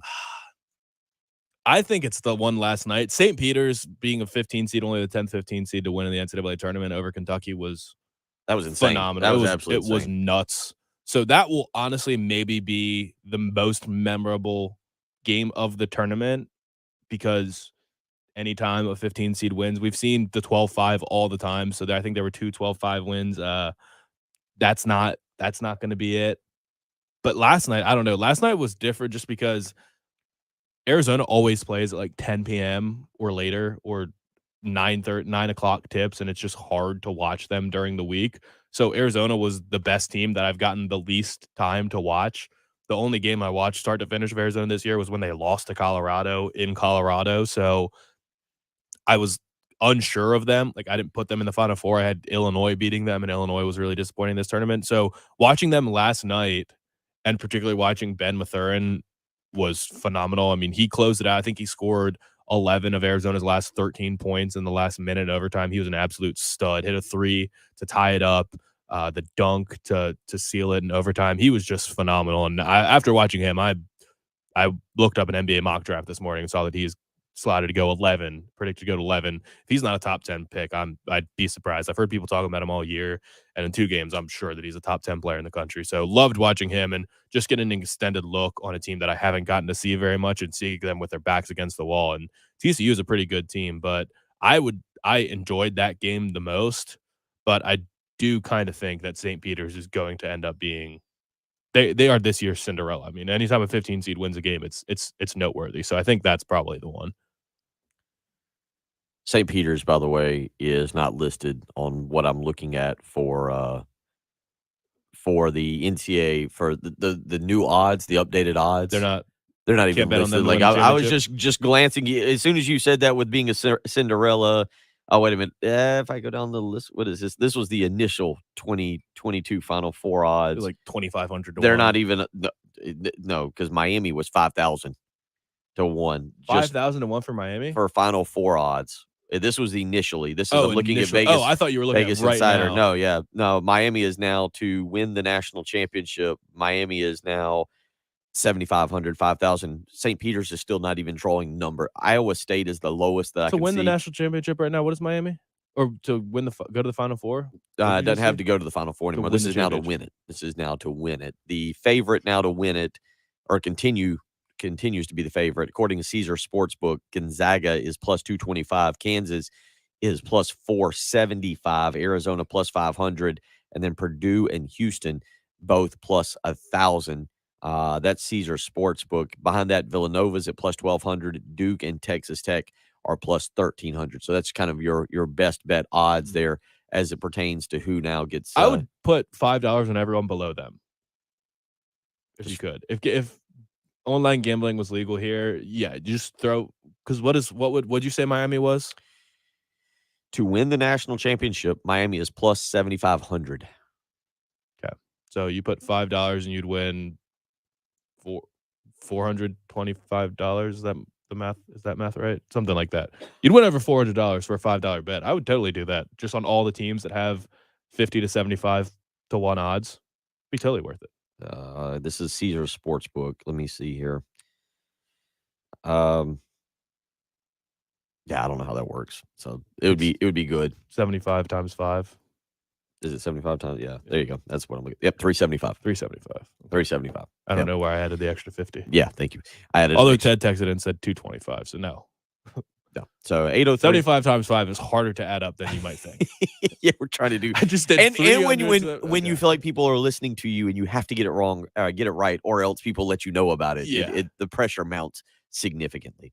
803-404-6100 is how you can weigh in this morning. You can hop on the Buford Lending live stream. The other, I guess, news from the weekend nationally, Patrick, the Desean Watson news. We kind of discussed that in the second hour last segment. Let me ask this, though. Do you think the Houston Texans gave up the Cleveland Browns gave up too much to get Watson from the Houston Texans when you give up 3 first rounders. I mean, I've pointed out, and by the way, the other news that we didn't mention, Matthew Stafford signing the mega deal to stay in Los Angeles with the Rams. 160 for 4 years. Incredible deal for him. But this is the Browns, who I don't think have the roster to win a Super Bowl, but going all in on Watson when you give up 3 first rounders. Did they give up too much? Probably not. I mean, that's kind of what it is. It's 5 picks. I haven't seen what the other 2 I think one was supposed to be a second or a third, and one was supposed to be around in the realm of a fifth. That's kind of what it was. I assume that all 4 of the teams that were initially on him, Panthers, Saints, Falcons, and then the Browns, I assume that's what what Houston said. It's 3 ones and then a couple other picks, and that's whoever he picks that's who he picks. But this is what the compensation is, and they all agreed. That would be what I would guess. So I don't think it's too much. I mean, it's not too much more than the Broncos gave up for Russell Wilson. And if you're strictly talking about the player, Deshaun Watson's a better bet than Russell Wilson because he's younger and he hasn't had the same injury history. He tore the one ACL, but that was not a big deal. ACLs are nothing. People just kind of overlook that now. And Russ is older. He's 33 now, 32 or 33 now. So yeah, that's just kind of what the price of a franchise quarterback is. He's going to be the Browns quarterback for the next 5 to 10 years if he's allowed to play. So I don't know that the price tag was too ridiculous, but the Browns do have a good roster. I mean, their offensive line is really good. They've got a pair of good running backs. They now have Allen Robinson and Amari Cooper. So that's a good or not Allen Robinson. They have Amari Cooper. Jarvis Landry might come back and re-sign. I know they cut him, but he's still looking at them again. They still have second round picks. Like, you could still build the team, and they have not very much money, but where it stands right now, you got the best pass rusher in the NFL in Myles Garrett. You got Denzel Ward, who's a really good corner for them. So your 2 cornerstone positions are locked up. And if Deshaun Watson plays phenomenal football, then they're going to be a contender. That's pretty much what it comes down to. I mean, lesser rosters have won Super Bowls. I would say, comparing them to the Rams roster from last year, I would not say the Rams roster from last year is substantially better than the current Browns roster. 803-404-6100. We'll get into that Matthew Stafford news. I forgot about that. That was another big piece of NFL news from the weekend, and your take on him signing with the Rams or re-signing with the Rams. So a lot to get into this hour. If you want to weigh in, 803-404-6100, or you can hop on the Buford Lending live stream. It's the early game on 107.5 The Game.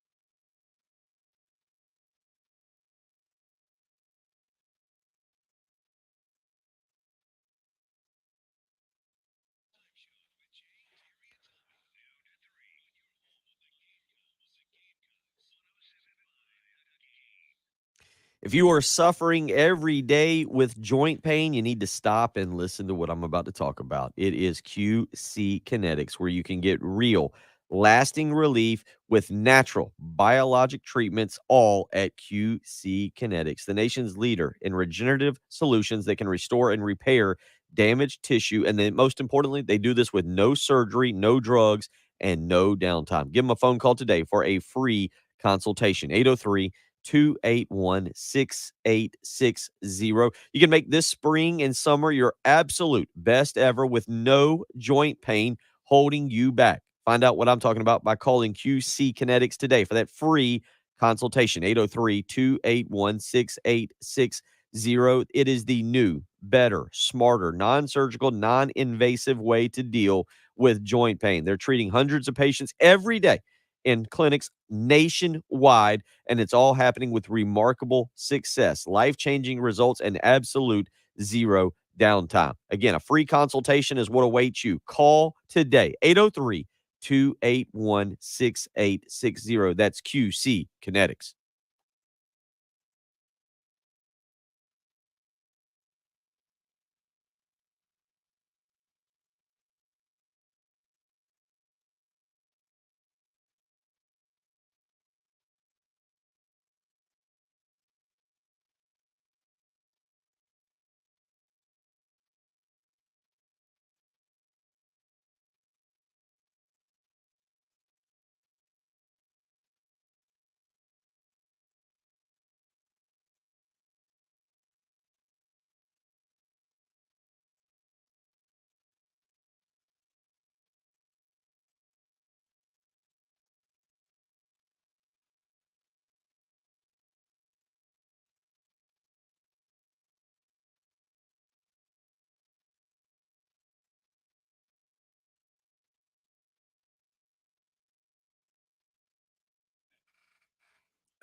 Kelvin Sampson would not leave for this job. Kelvin Sampson went to the Final Four last year and is in Sweet 16 right now. And Houston by itself, the city of Houston, can give him competitive rosters year in and year out. And he makes good money.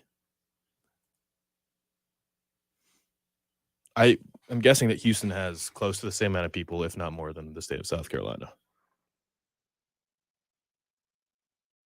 You know what the population of this state is? 4 million? I'm seeing, it says 5.14.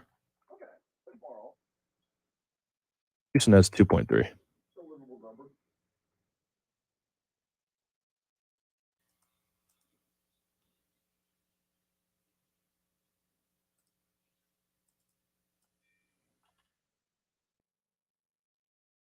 You know that New York City, we know has more people than the state of South Carolina, but Long Island also has more people than the state of South Carolina. Yeah. Long Island has almost 8 million people.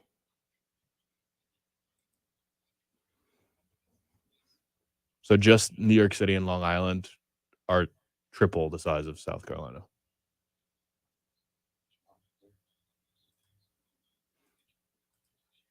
Yeah, and I don't think the St. Peter's coach will leave for South Carolina either because he's now probably going to get the Seton Hall job. Troy. So I don't think there's anyone left in the tournament that would come to South Carolina.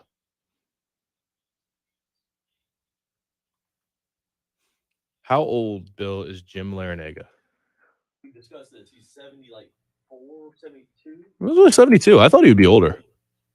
I thought for sure he'd be pushing. He was over. I would have guessed over 75.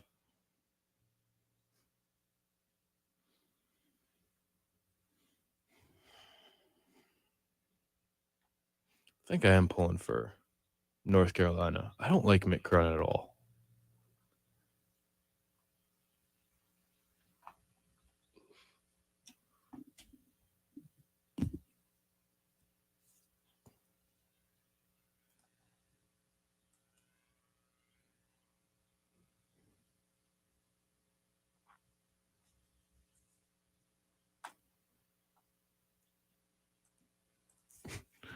Not if you won't take the interview, you won't.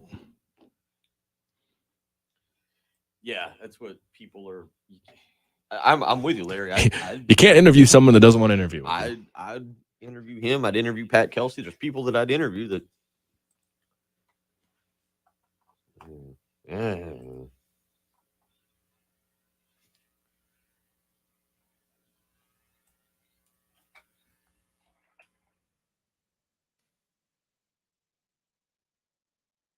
Could you name the coaches for all of the teams left?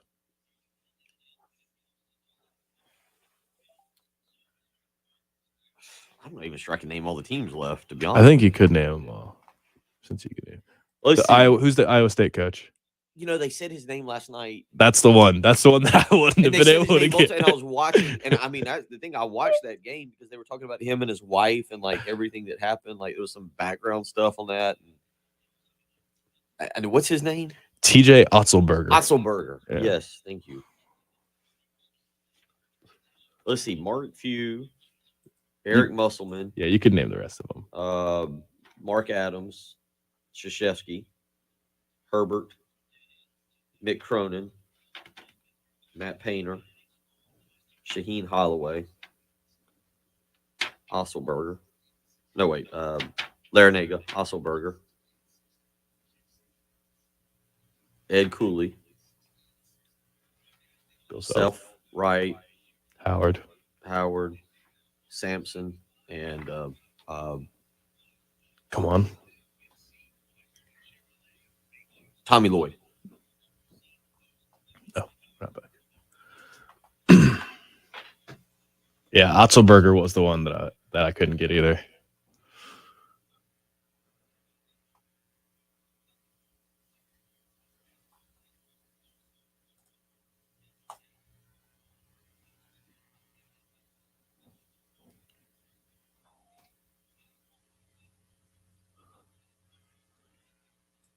I mean, on paper, yeah, but shoot, Gonzaga was challenged against Memphis. They barely won that game. I agree. It'll be a good game.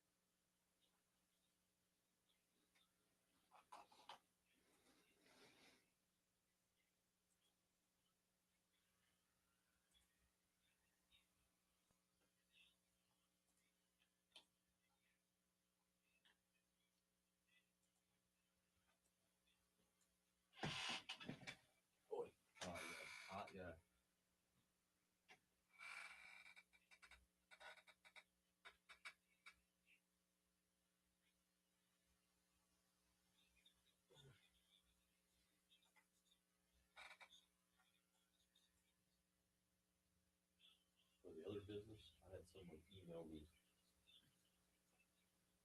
asking, and their email address is ES McNichols.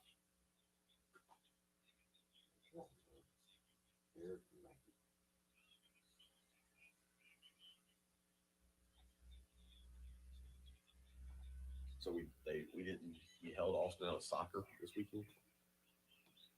The team that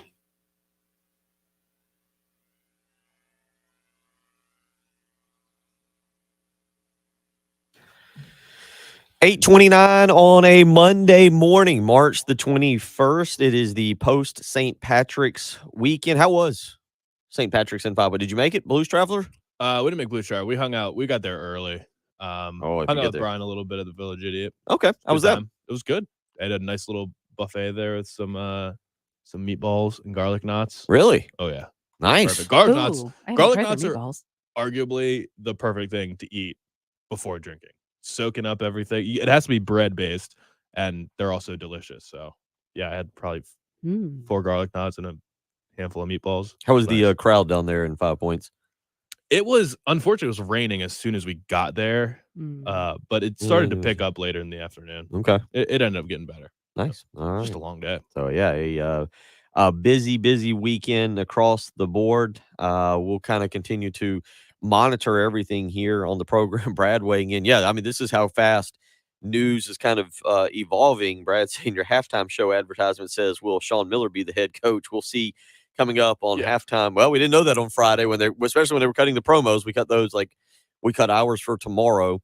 We cut hours for tomorrow just a little while ago. So you'll hear that running throughout the day. So I think you have to cut it knowing any number of things could happen, especially cutting it on a Friday. It's almost too dangerous to cut a promo on Friday. It is. And it's almost dangerous to cut it at 7:55 because there's just a slight possibility the producer might have accidentally deleted it.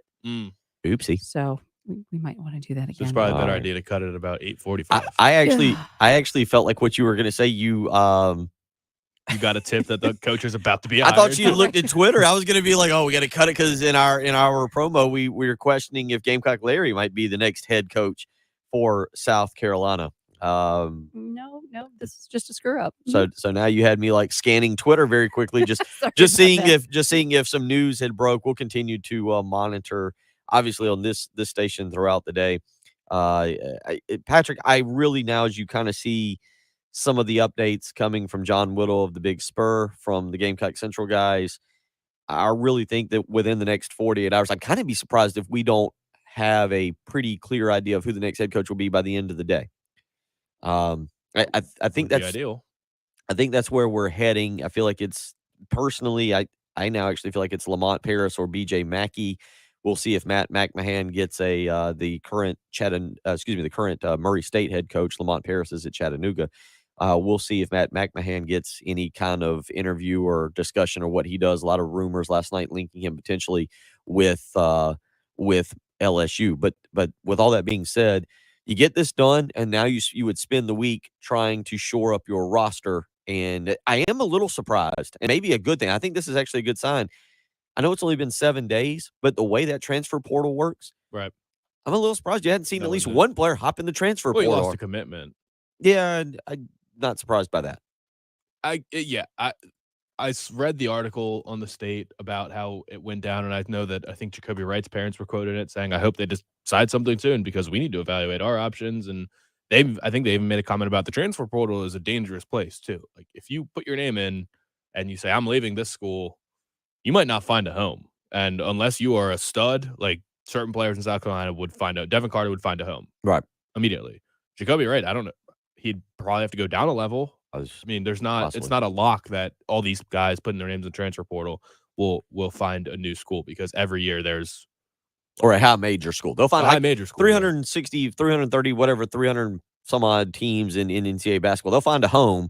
It just may not be at the level that they want it to. You're right. It could very well be down 1 or 2 levels. It is smart to sit and wait and at least give the new coach an opportunity because you just ideally you want kids that say I commit to the school, not the coach. But it's a relationships business, and that's really not how it works in this sport. So yeah, I mean, patience. Make the hire soon so you can at least start recruiting guys in this class as well. I mean, give your best pitch to a GG Jackson as soon as possible, and then just cross your fingers. But first thing is retain all the guys you can. You got to keep Devin Carter on campus. 803-404-6100, how you can be a part of the program. Again, we've talked a lot about the South Carolina job search, and if you want to weigh in, certainly you can do that. Not a lot of different avenues we can continue to take it. We got to just wait and see what the administration does, who they end up hiring. We've talked a lot about the NCAA basketball tournament. Again, South Carolina baseball over the weekend is swept by Tennessee, so there's that. But the women's team, they propel. They're on into the Sweet 16 now. So some good news there as it pertains to South Carolina athletics. But other than they that, have not really broken a sweat yet.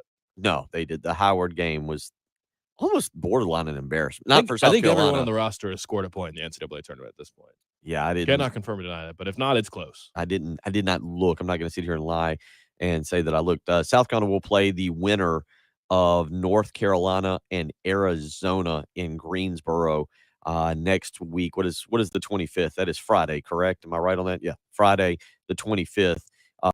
North Carolina and Arizona will play today out in the Tucson regional. Arizona is the 4 seed. North Carolina is the 5 seed.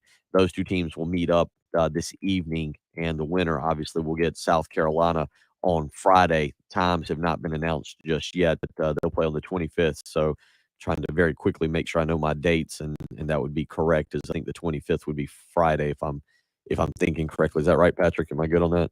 Friday the 25th? Friday the 25th. It says the 25th, and I don't have it doesn't say Saturday or Sunday. Friday is indeed the 25th. Yeah, I thought I was right. Feel good about myself.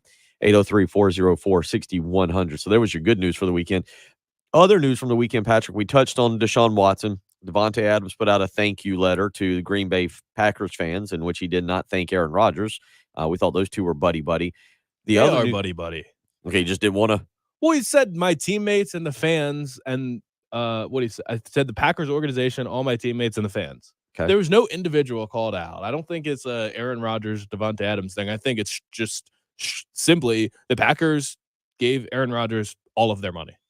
Devontae Adams didn't want to play on a tag. He's 29. He'll be 30 by the time the tag's up, and he just got a 5-year deal for the most money a non-quarterback's ever made. It's absurd money, $28 million a year, and he's playing with one of his BFFs from college. So I don't think it's any anti-Aaron Rodgers stuff. It's he defended Aaron Rodgers all the time on Twitter, and I was just scrolling through his Twitter. He doesn't tweet very often, but I was looking for Aaron Rodgers stuff. He retweeted a picture from the Packers saying Aaron Rodgers and Devontae Adams, the most prolific duo in Packers history, and he tweeted I can't remember who mocked Aaron Rodgers' discount double check celebration, but he tweeted, when has mocking the belt ever gone well?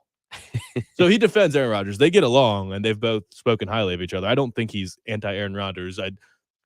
I just think he's happy to have $140 million and live in Vegas rather than Green Bay. Another his house is ridiculous. In where? His house in Vegas. He bought the house in Vegas before he signed with the Raiders. Oh, so he was ready to go. I have not seen. Well, he's from Fresno. He went to Fresno. He's from California, but he bought a $12 million house on some golf course there that is apparently incredible. Exclusive. All right. The other deal of the weekend, Patrick, Matthew Stafford, $135 million guaranteed, a 4-year, $160 million extension. As this contract wraps up, Matthew Stafford will be 38 years old. So you feel like this is his final contract. I don't feel like Matthew Stafford's a guy who's going to play in his 40s. He seems more like a guy who's going to be like at 38, 39, just call it a career and move on.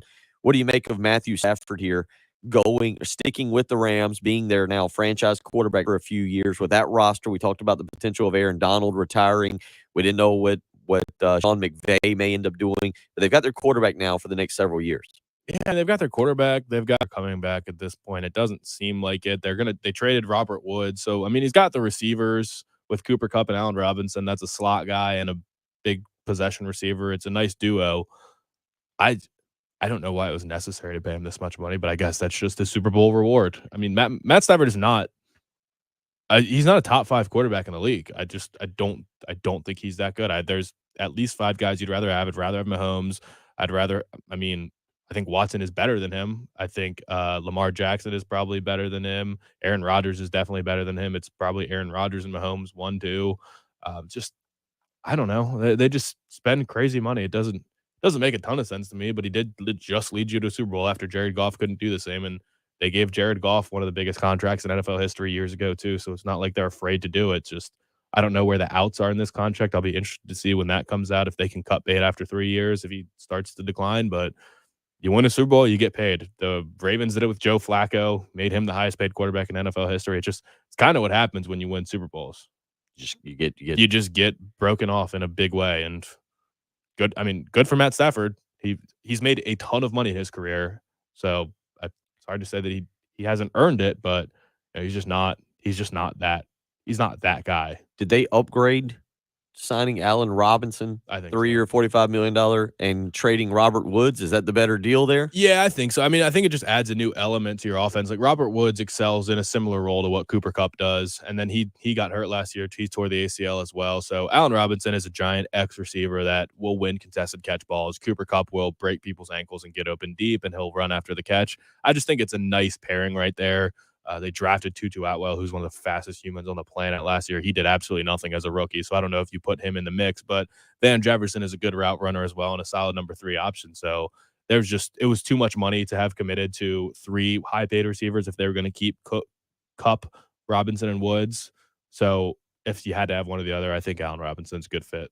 803-404-6100, how you can join us this morning. If you'd like to be a part of the program, you can hop on the Buford Lending live stream. So NFL news from the weekend, and the one other piece, it pertains to the NFL, but a David Ajabo, am I saying that correctly? David Ajabo, yeah. Ajabo, really it is. A sad injury. He was going through a pro day at Michigan and is just doing simple drills, kind of agility drills. He was he backed up, went through some cones, sprinted forward. They throw a football at him. He catches it, shows he's got hands. He's an edge rusher, and tore his Achilles over the weekend. And Patrick, I thankfully I've never had a torn Achilles. I know people who have had at that age. Not a good injury. Also just goes to show you whether you play in a bowl game or don't play in a bowl game, injuries happen. We've discussed that. The old joke, you can just step off the curb and twist your ankle there right outside here. But he gets injured, and just a shame for him. How much does it affect his draft stock? Because this was a guy who was, as you said, a top 15 draft pick. It affects his stock tremendously, unfortunately. Because the problem is he was going to be drafted in the first round because he's an athletic freak. He's new to the sport, just started playing it, I think, his senior year in high school. He was born in Nigeria, grew up in Scotland, and moved to America for high school because he was a good basketball player. Ended up becoming great friends with Jason Odafe-Owe, who was the freak from Penn State last year, who was a pass rusher and ended up getting drafted because of his physical tools. So Ajabo was friends with him and switched to football because he saw Owe's success, and really likable kid too. But he's just a raw player. He's clearly someone that has only been playing football for about 4 to 5 years. So somebody was going to draft him and say, we're going to develop him, and we can, in 2 to 3 years, make him into a big-time pass rusher because he's got all the traits. So now you already have the kind of long shot nature of his position and his situation, and you add into it, not only do we have to teach him the game at an NFL level, he's got to rehab from what is a terrible injury. If it was an ACL, that's one thing, but people just look at Achilles as one of those devastating injuries still. That is the new ACL, because ACLs used to be career enders, and now ACLs are thought of as almost nothing because they're so good at fixing them. The Achilles is still a big problem. You've seen a couple people recover from Achilles, but it just is very rare for someone to recover from Achilles. So I don't know if this drops him to the second round, third round, or day 3 altogether, but I would be very surprised if he's a first-round pick after tearing Achilles. A lot of NFL news there again from the weekend with the Stafford, Desean Watson, the David Ajabo news. So a lot to get there. And then you had the basketball. It was a busy weekend. I needed great nights of sleep. And tell you what, you've heard me talk about it. That Sleep Number bed, that is exactly what I get. Put the Sleep Number setting on 55 this weekend, and it was absolutely fantastic. Yeah, I stayed up a little bit too late because of the NCAA basketball games, but I was still able to get great nights of sleep, all because of the Sleep Number bed. You can choose proven quality sleep from Sleep Number as well. Every great day starts the night before. Don't miss Sleep Number's weekend special. Save up to $600 on select Sleep Number 360 smart beds, plus special financing subject to credit approval. Minimum monthly payments required. See sleepnumber.com for details. The deal ends today. You need to get to a Sleep Number store today to check out that deal where you can save $600 on select Sleep Number 360 smart beds. 2 stores to choose from, one in Irmo, on Harbison Boulevard across from Buffalo Wild Wings. The other in Columbia, Two Notch Road across from Sand Hills Mall. You can visit them on the web, sleepnumber.com. Again, go out and check it out. It is the Sleep Number Weekend Special. Ends today, but you can save $600 on select Sleep Number 360 smart beds. Tell you what, everything going on. I needed that Sleep Number bed this past weekend to get a great night of sleep and be ready for the next night of basketball. We'll come back. We will wrap up the program, talk a little bit about the final thoughts on the weekend that was and more. It's the early game on 107.5 The Game.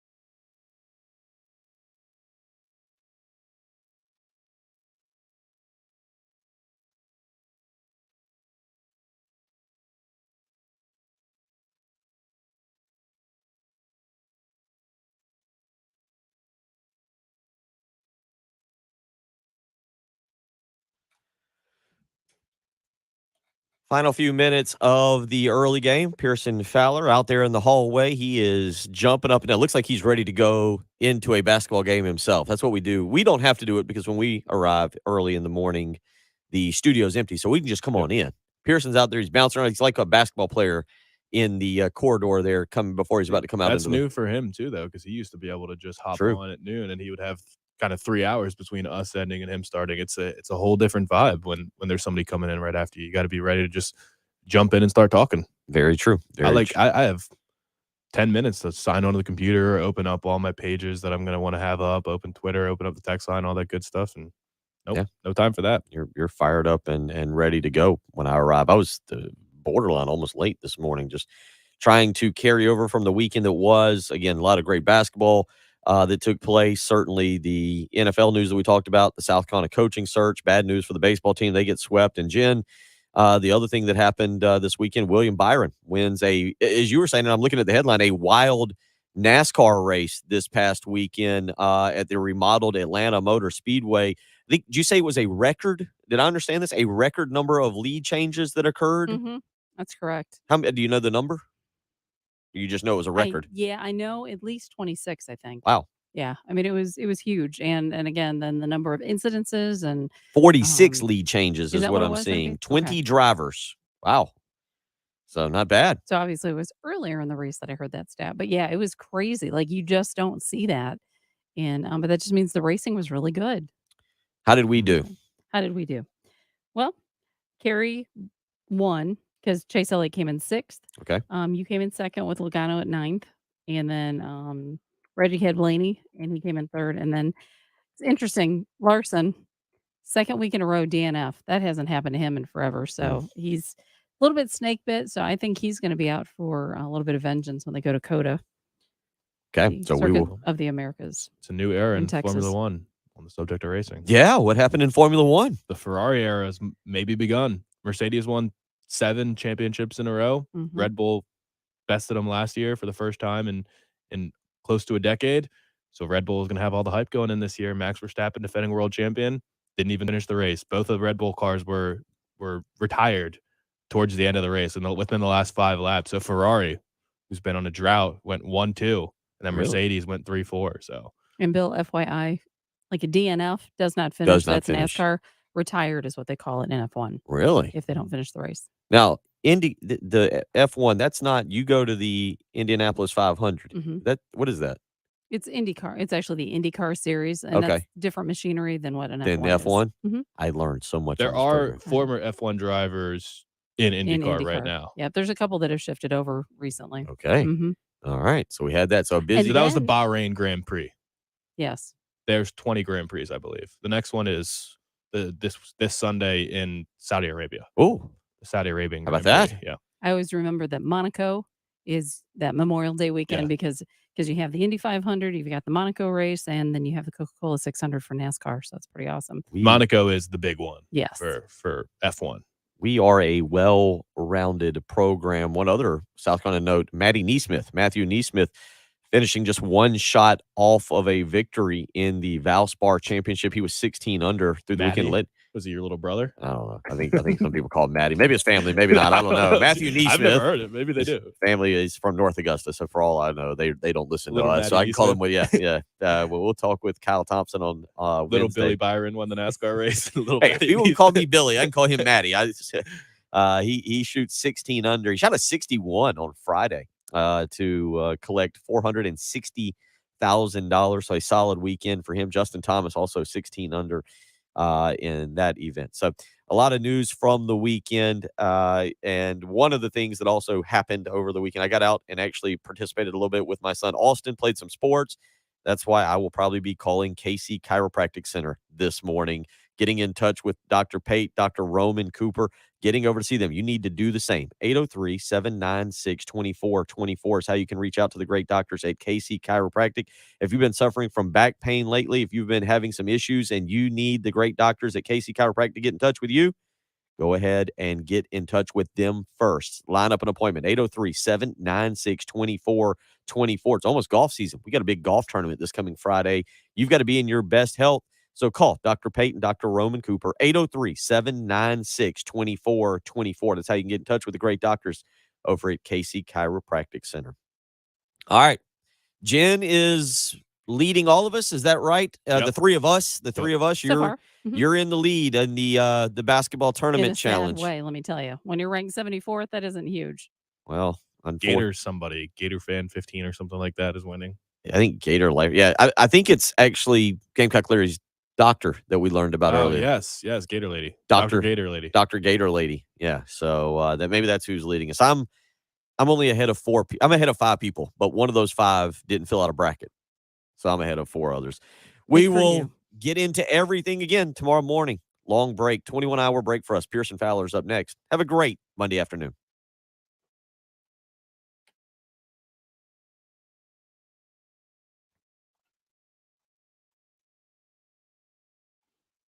It's a good way to end it, Rick. Everybody have a productive Monday. We will see you tomorrow.